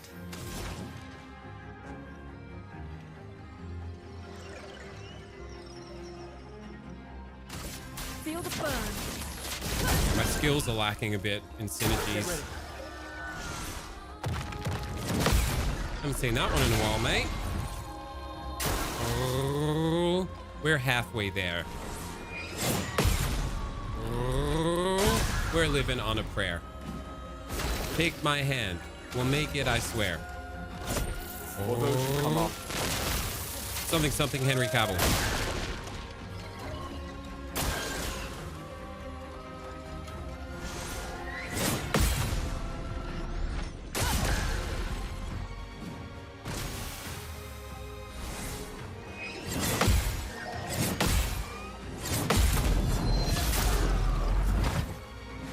Let's push forward. To fire.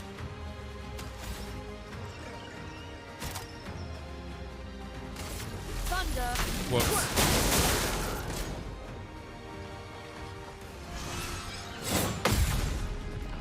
one was almost too late. Brace yourselves.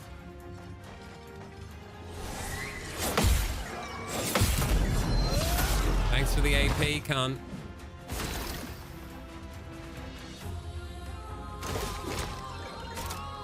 Take him down. Dodge Gustav.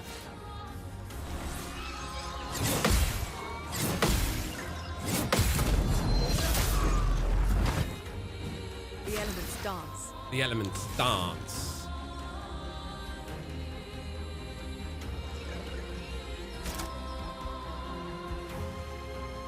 I don't know. What am I doing with you? I feel like I never know what I'm doing with you. Slow you up, Buttercup? I'm ready. Did fuck all. Get ready.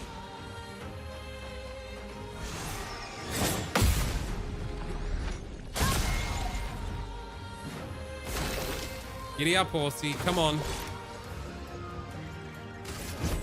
For those who come after. Get ready.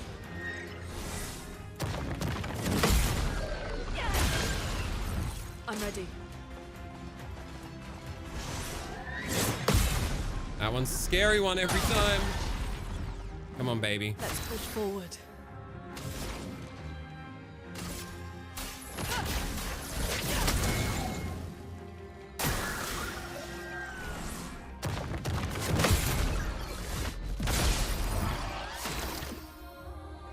Slow and steady wins the race. Let me help. Give ourselves a bit of powerful so we can do 0.3% more damage. Get ready.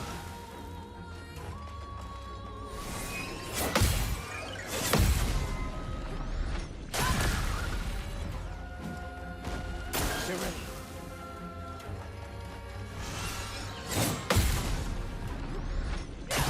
Oh, we'll make it, I swear. Are we gonna make it?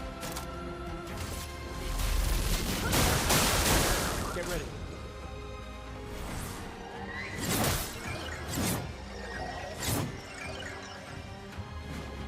I reckon that was a cunt hair too early.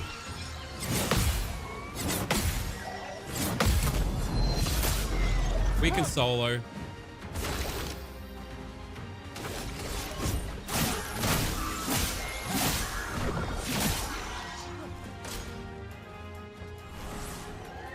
Well, now we'll forever have max AP with Gustav.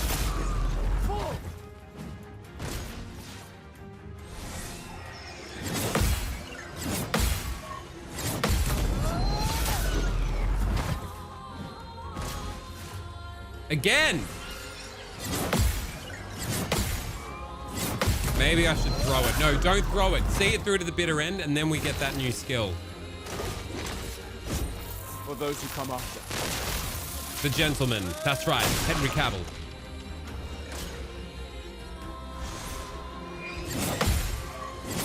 Just got to treat it with irreverence and casualness. Like, we're just... Song turning into Twilight Zone. I don't think I know Twilight Zone by Golden Earring. All I know is Radar Love, the classic. One of my dad's favorite fucking songs. Such a dad favorite song, isn't it? I've been driving all night, my hands went on the wheel. Bow, bow, bow, bow. My baby, all it don't know and fun to know. We are the thing, and it's called Radar Love. For those who come after. I'm not saying it again. Radar Love. Ding, ding, ding, ding, ding, ding, ding. You can do it, Gustav, I believe.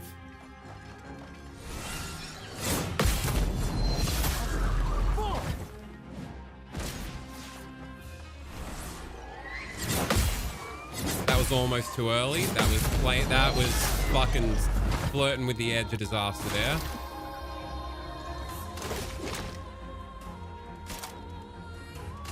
Take them down.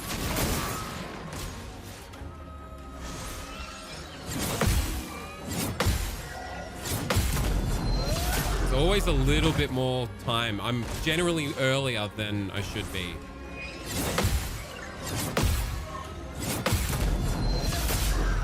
seeing through the matrix now. It's happening.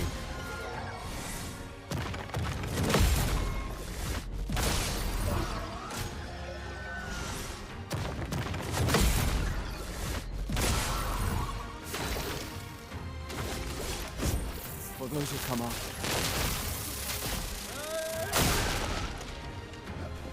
We're almost there.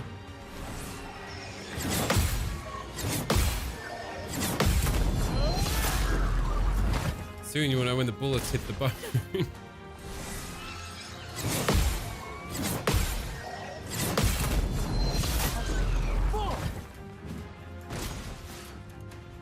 Again.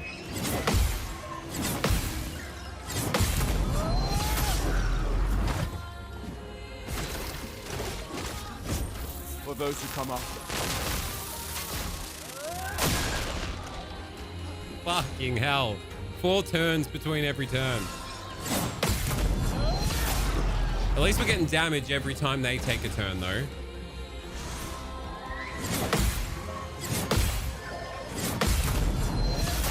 Decent damage. Almost at breaking point again. Oh, damn, really? Where are they from? Are they Dutch? I feel like Golden Earring, I remember them being Dutch.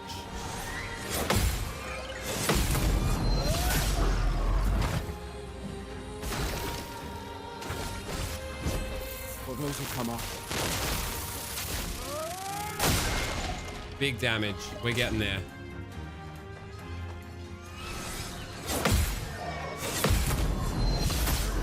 Read our love. Ding, ding. Can we do anything that breaks this cunt?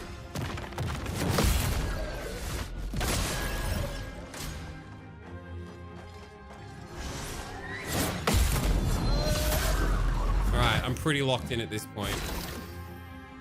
Esoteric knowledge files accessed once again. It's funny that's just all sitting in there. I've not thought about Golden Earring or the song Radar Love maybe in over a couple of years. And then that's just, there's some cluster of neurons somewhere with a little file that says, that band's Dutch. Little ganglions and fucking somewhere in there, in this sack of goo. Isn't that funny? Isn't that weird? Okay,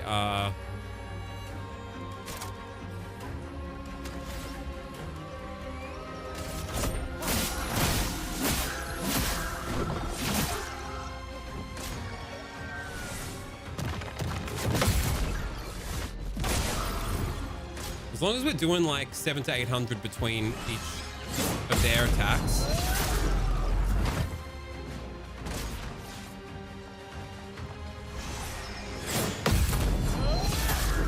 $766 on the nose every time. Gustav can solo this, but then they don't get the experience for it, which fucking sucks. For those who come after. Right? Now you only get 2 turns before me.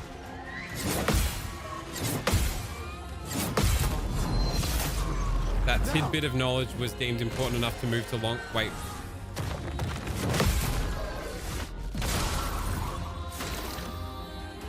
Along with the film True Lies and also your opinions on cranberries and goat's cheese. I don't actually have an opinion on cranberries and goat's cheese. I never tried it. Sounds like it could be quite num-nums. People who are intolerant of other people's cultures and the Dutch.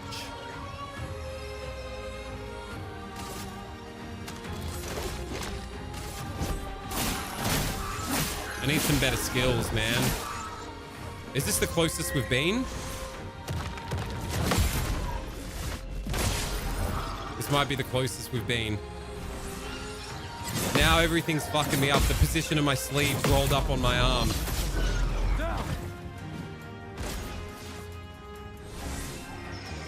I almost want to throw it because the other two don't get the massive experience for this. We're so fucking close. We've come so far. Seemed impossible. Come on, baby. For those who come after. Gustav is lacking some spice in his kit. Needs a salt-based sprinkle. I I gotta stay locked in. I'm getting too fucking loosey-goosey with the conversation now.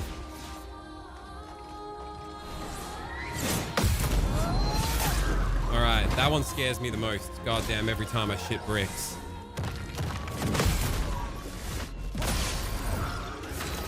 Do not fuck it up now. Nah, you know what? Marking shot.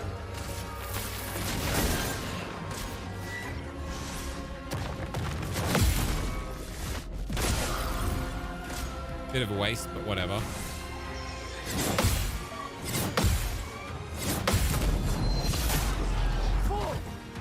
Where each successful counter now is the closest we've ever been. If I take one more step, Mr. Frodo, it's the furthest parry from home I'll have ever parried. For those who come after. The Henry Cavills of this world. You do a little bit extra damage if you say that emphatically.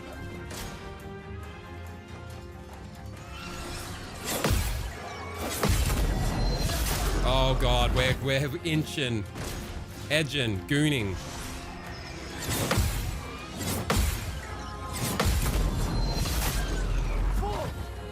Fuck me.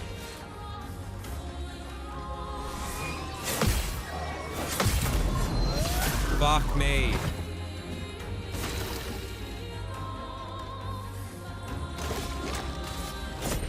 For those who come after. The Henry Cavills of this world. Boom! Oh my god. That was almost half his remaining health. Now it's real. Oh, I thought I fucked that one up. That was almost a bit too late. I don't know. Oh, that was on the edge.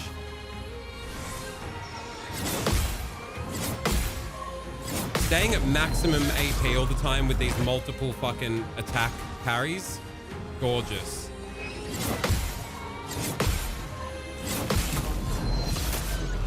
Down. Come on. Such a shame the other two don't get fucking experience for this. For those who come after. The Henry Cavills of this world. Boom! Yes! They did get experience. Holy shit, I got like 7 levels for that.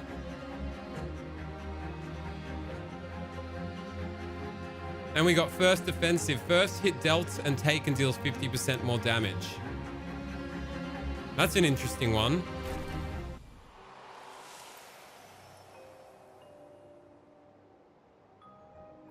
It adds a crit rate of 13%. Can be used. The weapons to level 19. Oh, baby. And a level 10 Picto. And heaps more fucking... Wait. So let's take off...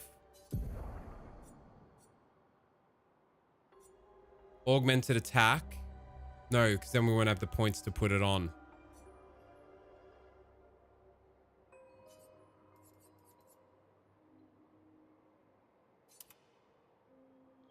.75 speed, 13% crit. So what's that crit at now? 37 fucking percent.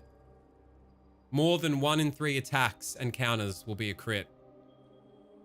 With the augmented counter as well. So now we put on what we took off, which was... No, what did I just take off him? Augmented attacks? Oh, I see. I don't have the point. No. What did I just take off him? I didn't take anything off.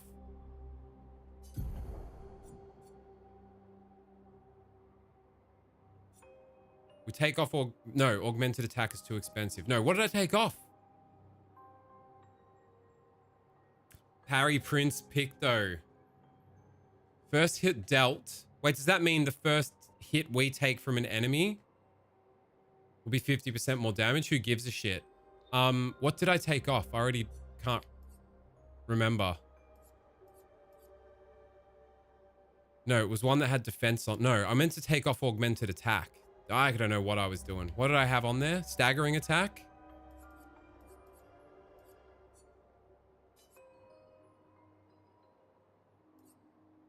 I'm lost. Pelican, what did I take off? Was anyone paying attention? The crit alone, exactly. I'm up to 37% crit now. Was it versatile? No, I can't remember what I just took off. Energizing break? I think it was staggering attack. Okay, so just put staggering attack on as Illumina.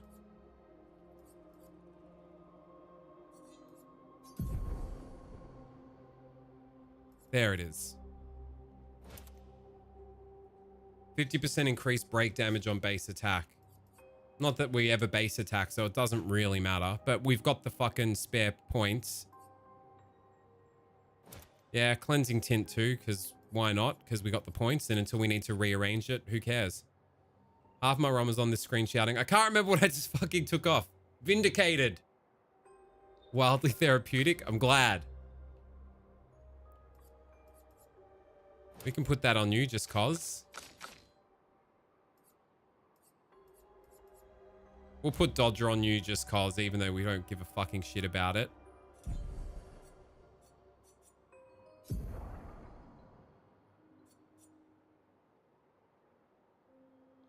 No, what we could do is take this off you.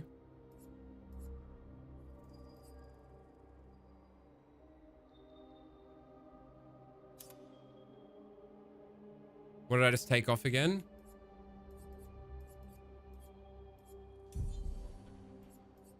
Then we take off Dodger and we put on cleansing tint like that.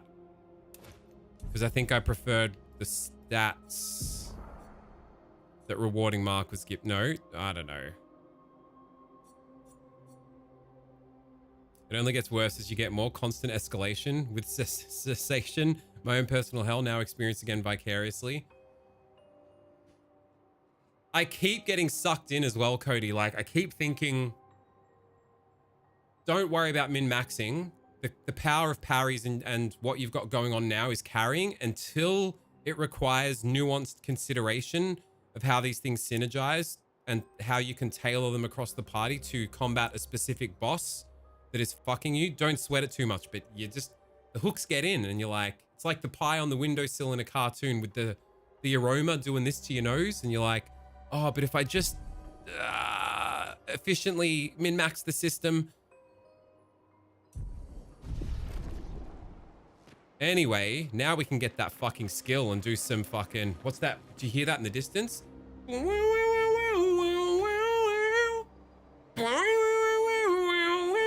It's gonna be good. Loadouts is actually a sick quality of life thing they should definitely do. 15 points!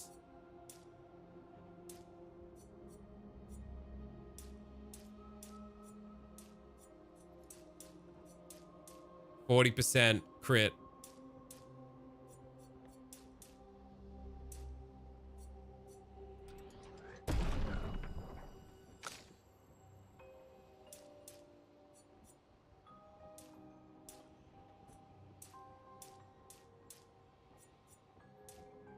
Give it 1 point of vitality.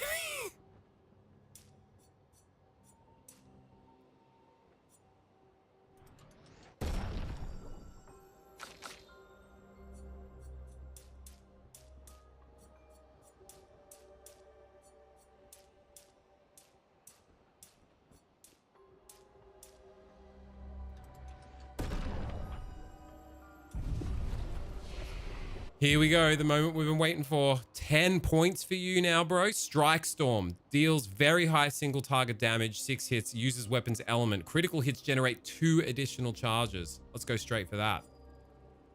Can break. If target is broken by the hit, overcharge is fully charged. Ooh, that sounds fun too, though.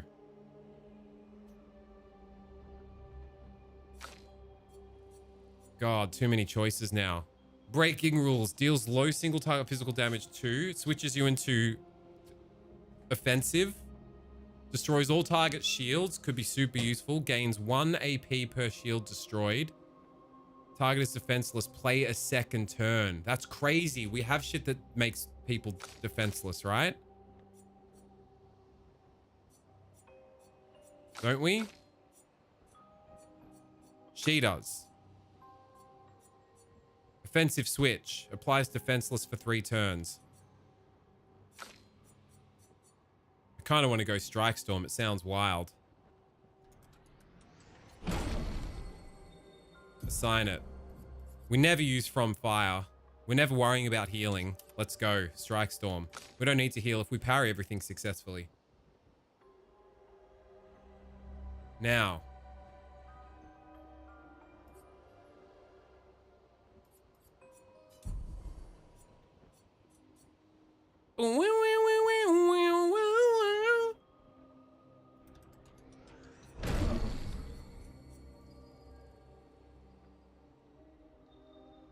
Consume 2 shit to play a second turn. Let's get that in the roster too. Thermal transfer. Consumes 2.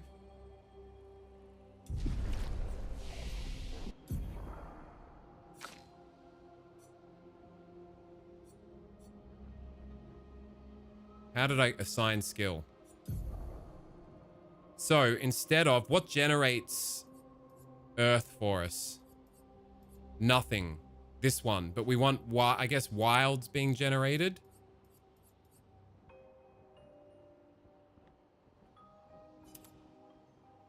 We'll switch that to...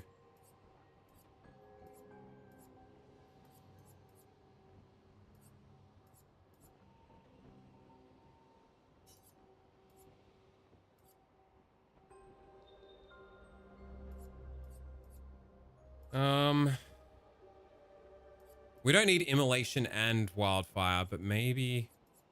Yeah, maybe we get rid of the basic ass immolation. Thermal transfer. Deals low single target ice damage 2 hits. Gains 4 AP if target is burning.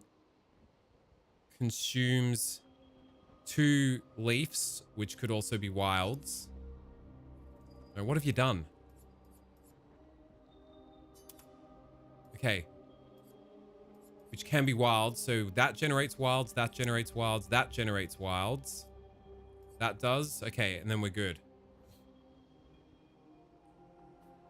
But we don't need to play a second turn because we do Fire Age and then just parry the shit out of everything. I got to try this out. We're going to take this for a test spin. Did I assign new skills to you? Yeah, we put Strike Storm on you.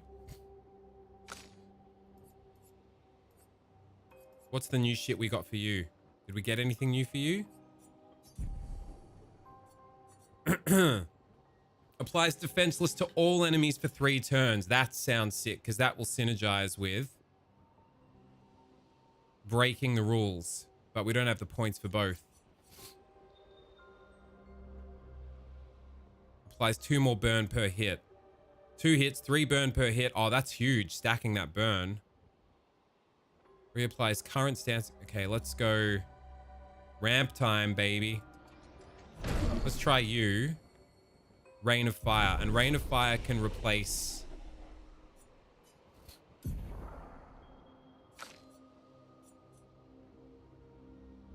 That turns to defensive stance. This turns to offensive stance. We could replace Degagement, I think, with Rain of Fire. Deals medium single target fire damage, 2 hits, switches you into offensive, applies 3 burn per hit. If you're in defensive stance first, so we start in defensive stance, switch to this. It's 2 more burn per hit. And then eventually we'll get this one. No, was it this one? No. Deals medium. No, which one was I saying it would synergize with?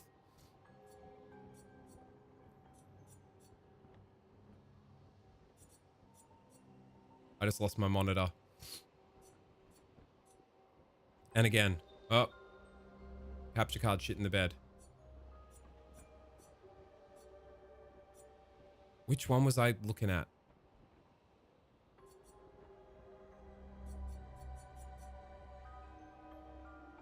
It just does more. Wait, so switches into... No, I was thinking about this one to get a second turn if in defenseless, which synergizes with this one. We could have got both of them, right? We had 8 points and I just spent 6 on that. Whatever. We'll experiment once we have more points. We're experimenting with one new thing at a time. We're so ahead of the curve with that boss kill. It's ridiculous. Oh, shit. Did I go in here before? 6 points. Ah, well then, yeah, I couldn't have. So, all right, let's take this fucking new fire skill, skipping everyone else's turn for a test drive and see how it goes.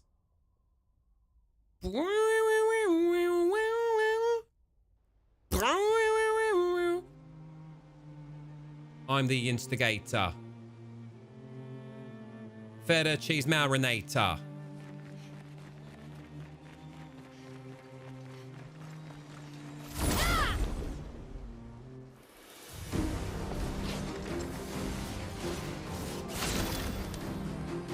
First strike. I pass. Oh, I don't have the AP for it. I punch you in the face for the AP. I pass.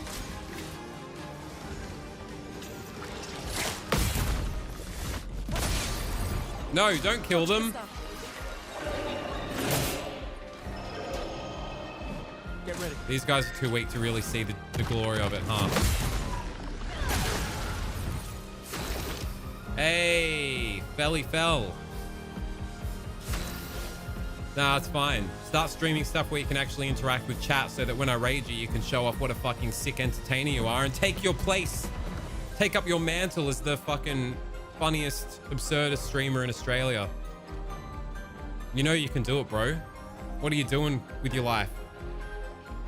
Rise up, Fell Idol. You're the king of Quillep, mate. Less locking in on WoW. More fucking jelly beans in my ass. More fucking eating cactus and shit and porcupines. Skip a turn. Come over soon, by the way. We need to play a game and fucking have a hang. Here we go. Oh, but we want to fucking consume... We want to consume ice first. Let's just try it without consuming ice for increased damage. Oh, it just killed them.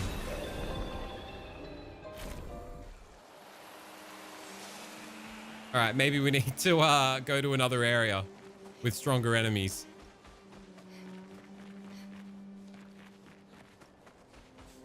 Everyone, do yourselves a favor. Follow Fell Idol, and every time he streams, pressure him to not play WoW and to play meme games and to interact with chat like a consummate entertainer and showcase why he's one of the funniest cunts. Kiss each other, clad oil, dip lip crip. Yeah, baby. That's how we do it, type shit. Remember back in the fucking Hallam House days, Fell Idol? We were like... Probably because I haven't been on in about 30 years. Tyrone Wormy. Everyone, me dear cousin Tyrone. He's here. Remember in the Hallam House days, Fell Idol, we were like... There needs to be a way to monetize your brain and the glory that it holds. I think... The advent of live streaming platforms on the internet was the fucking... what's it called? The moonshot impossibility that came to pass. The dream come true. The answer to that call all those years ago. And I'm telling you, you need to lean in hard, bro. Just my observation. Do what you want, of course. But I think you got more dry powder than a fucking Looney Tunes Acme TNT factory. That was when you're still in your prime. What are you talking about? Don't fucking give me this shit about that was your prime. Well, am I still in my prime? Should I give up? I'm not in my prime anymore. Falling apart. Where's the bloody flags at?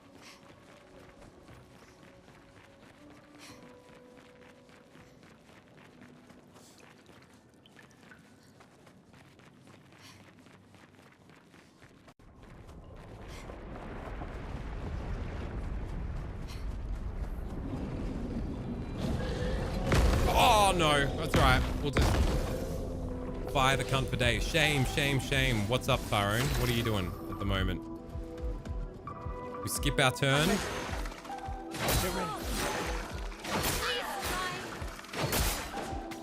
Ready to carry. I'm good. Let's spill some ink. I skip my turn.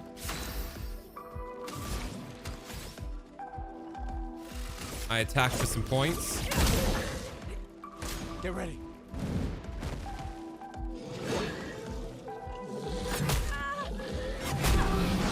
Why am I sucking? I skip my turn. Lune, watch out. Get ready. Don't tap, don't tap. Please, fine. You weren't meant to die. Too early. I skip my turn. Hurts.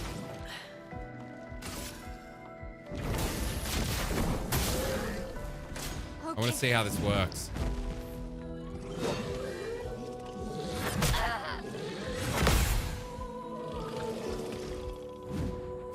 What's the gist of this game? You parry your fucking tits off until you parry their dicks off. The end. And it's French. Any questions? Don't tap, don't die. Skip your turn.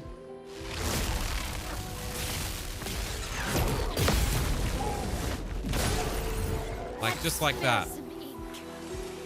Skip your turn. No margin for error. And it just keeps going. Then I cast Pot of Greed, which allows me to draw 3 additional cards from my deck. These enemies aren't strong enough. By the time it really starts, it's really a boss skill, isn't it? We need to find another fucking skronky donk optional boss. Am I just missing where all the flags are?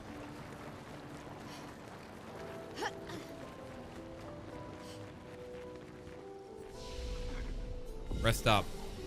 Fast travel. It is fucking hot in this room. The heat is pumping.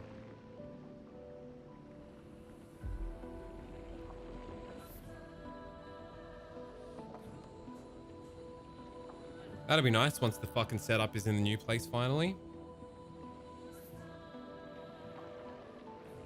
The heater not cranking right in my face. Flower field. Gustav! Just had dinner and chilling before going to gym. Fuck yeah, is it leg day today, mate? What did you have for dinner, cunt? The gist of this game, basically, it's like a semi-turn-based JRPG, but a big component of the combat, Tyrone, is parrying and building up action points with parrying. You know I love me a fucking parry. Wait, did this orient me the correct way? No. I think we're going this way. I'm so stoked we fucking brute forced that boss. Give me another boss right here with the new skill. Let's go! Yes. It's an arena. Oh, Cody, I don't know if you're still here just lurking away. You would have been so chuffed. I was deep in some speculative narrative reveals that are yet to come. I was like in the mansion that's like at the start of this area, found the secret painter room. I was piecing it together. I was Vadi videoing that shit. It was wild. We'll see how close I was. I mean, I say I was Vadi videoing that shit. It's pretty cursory, like easy to glean stuff based on what's been sort of set out.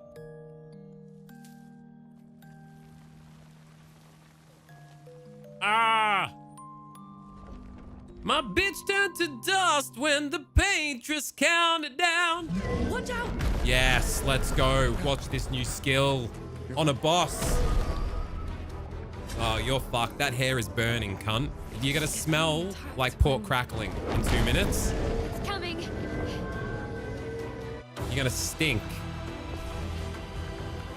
Oh, Goblu. Good on you, mate.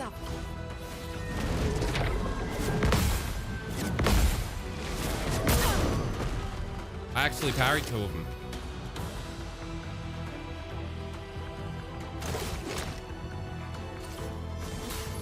Let me help. What are our new skills that we got?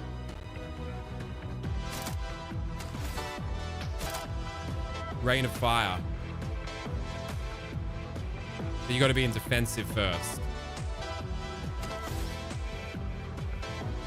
Let's start with offensive switch.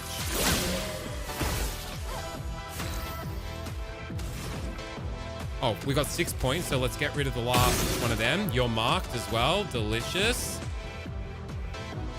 First, let's Ice Lance to then have it be increased damage. Ice. Shut. It's a slow burn. I'll do it.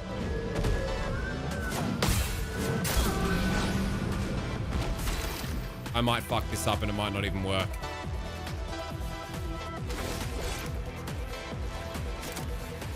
Take him down. Okay, now we're in offensive. So now we want to switch to defensive. And then Rain of Fire. So Percy Buku. Huge damage. Let the ink flow. Now.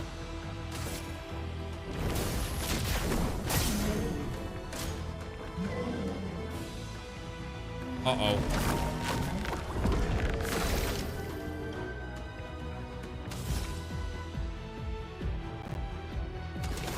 Can I attack them?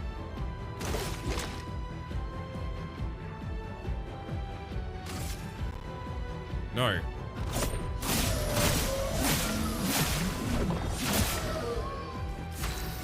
Break, motherfucker, break. First. I can't afford Rain of Fire now. No! And you're not burning to switch into Virtuose.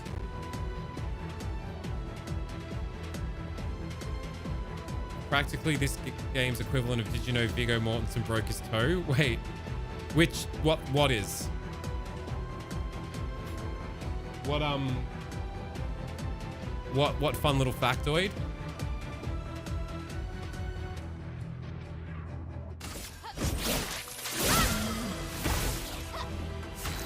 Fury. Fire. That's doing huge damage now. Shit, we haven't got the AP.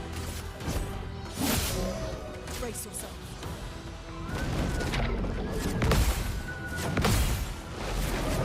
Fuck! And she's stunned because the last one, they always delay the last one of the 3.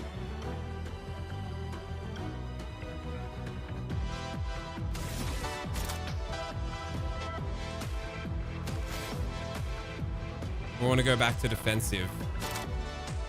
Ah, fuck, it's Rain of Fire right now. Let's push forward.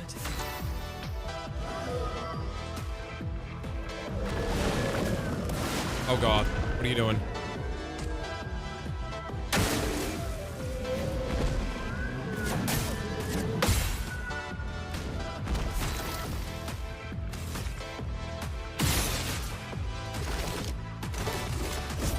For those who come off. The Henry Cavills of this world. And you're broken, cunt. Suck me off. Stanceless behavior.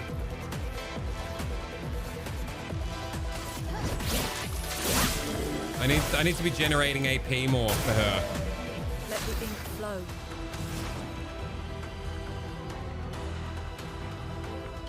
Fire Rage again.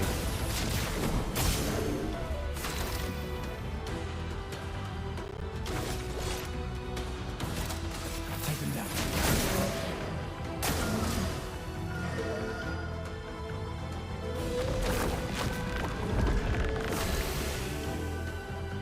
4 AP in a dream. Let's just go to Swift Stride. Is the cunt not burning anymore?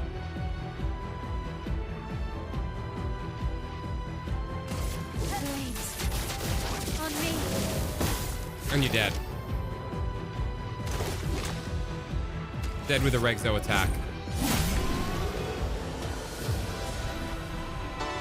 Right? It's literally happened since yesterday, Marique. It's beautiful. Gustav, wait! It was for the 2 times I let it go off, it was doing huge peaceful. damage. As long as we don't touch the flowers. Yeah, let's not get too sentimental. It's still a paintress creation. But the paintress isn't evil. She's sad. She's trapped. It's all Pierce Brosnan's fault.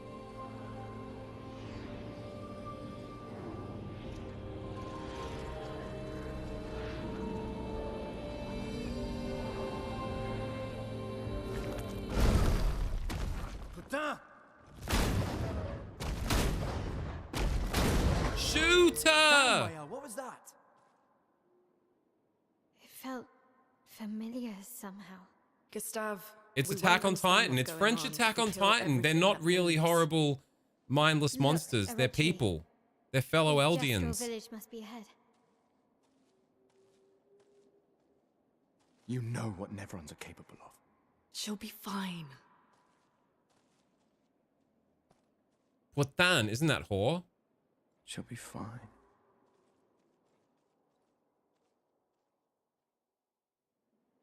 All right. Shape of Health can be used at camp. Whoa, whoa, whoa. Polish can be used at camp. Yes. Oh, we got those things, but we still don't know if we've got far enough in the camp shit. I think this is probably a good spot to put a pin in it. Come back earlier tomorrow. It's time for dinner and to put another base coat on the wall in the new stream room. Get it all ready to rock.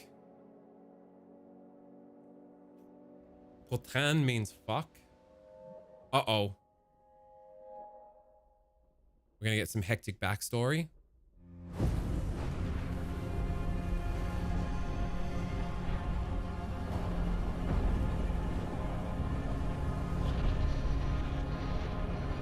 Who was that?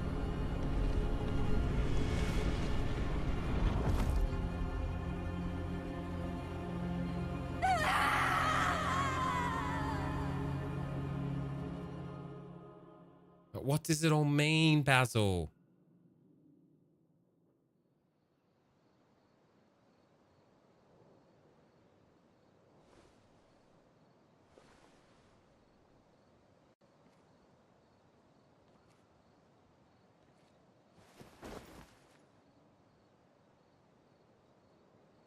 Still too far.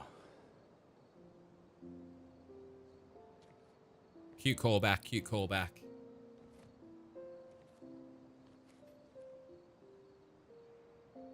Being out here isn't what I expected. As expected. Hey. You okay? Death out here's not like No, death in Marie, Lumia, and see yourself is it? out, please. I thought I was used to losing people. Life of a foster child, right? But not like that. On the beach. That man. Yeah. Yeah, I know. Neverons we were prepared for, but not. And now we finally found other survivors, and it's...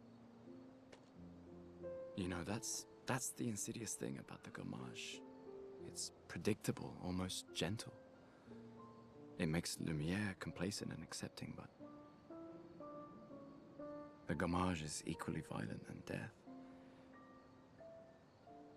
Death is just as final.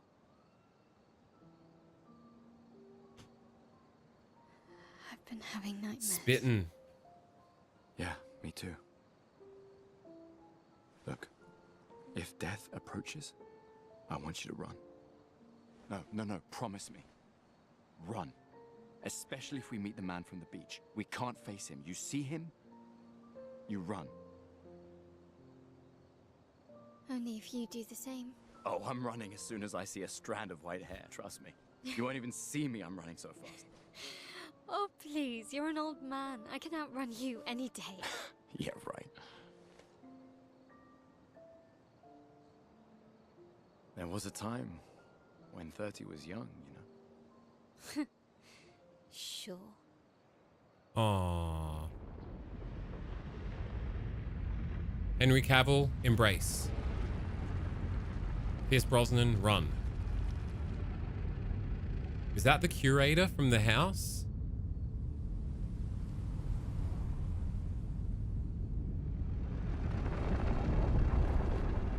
What's he up to? Dun, dun, dun, Surprised to dun. find you here. I hope we can trust him. Well, at least we can upgrade our pictos. We can upgrade our pictos?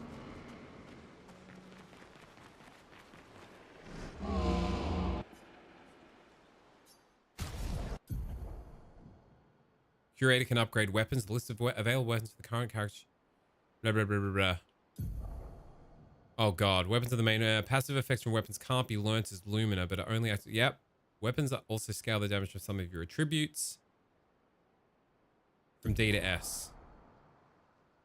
We got shitloads of chroma catalysts.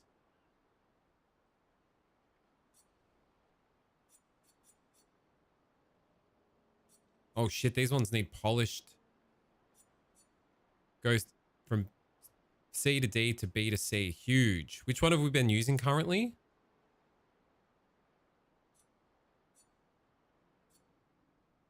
The Cruel Ram? Let's just keep fucking fanging it up. Unless...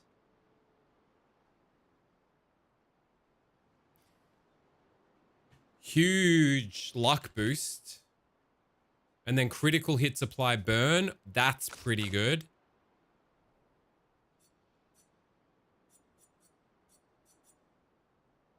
Vitality and defense. Free aim shots deal damage to an addition. Let's go hers first. Because it scales better with luck, which is what we're fucking fanging for. And then critical hits can apply burn. Huge.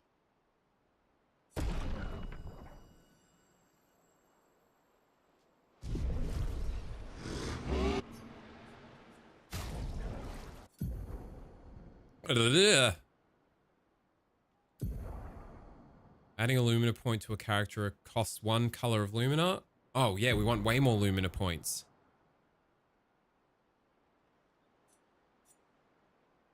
Shape of health. Right, so we can upgrade that tint.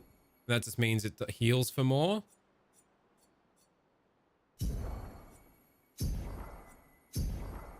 Is this the only thing you use Lumina points for? Let's just get them all to 20 for now. 25. No, yeah.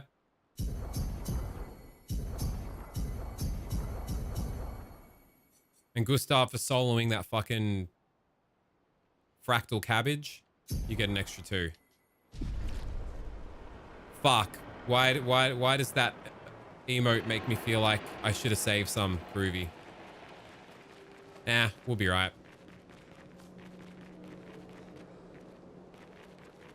Ominous. Fuck, that looks sick. How's the bloody view? You'll bar up.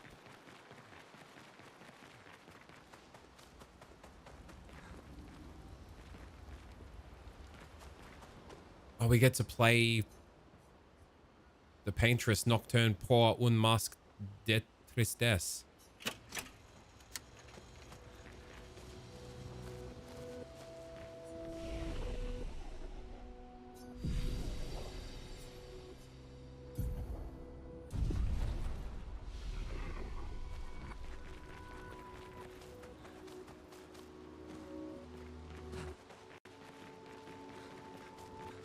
Oh no, that's you. And then to leave the campsite, we go to the fire. Were we able to use... What the fuck is bourgeois skin? The flesh of this Nevron still feels alive. What the fuck is that for? And the weird pictos. Resplendent chroma catalyst.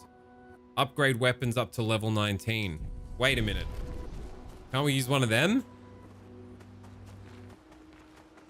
Damn, that was from that fucking Death by 1,000 Cuts, bro, wasn't it?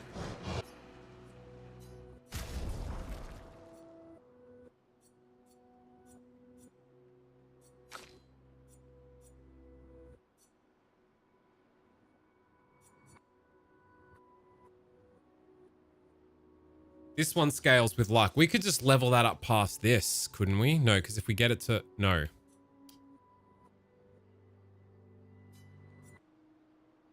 Then we need polished after that. So it's like the next... It's like the different levels of Titanite. I gotcha.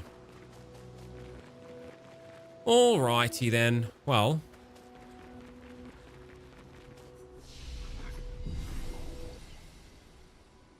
paints a picture of how far ahead it meant for you to kill that thing, that it gave you upgrade materials to get stuff till 19 and you had level 3 weapons. I'm just a different kind of beast. What can I say? Slimmy Slim Slim, you're just in time for me to fuck off.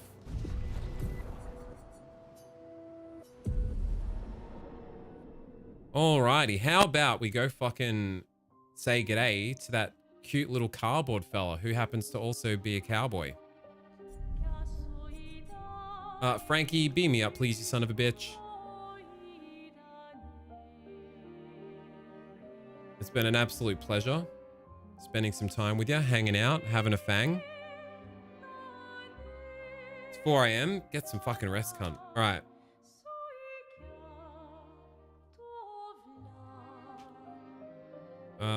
Cardboard _ cowboy.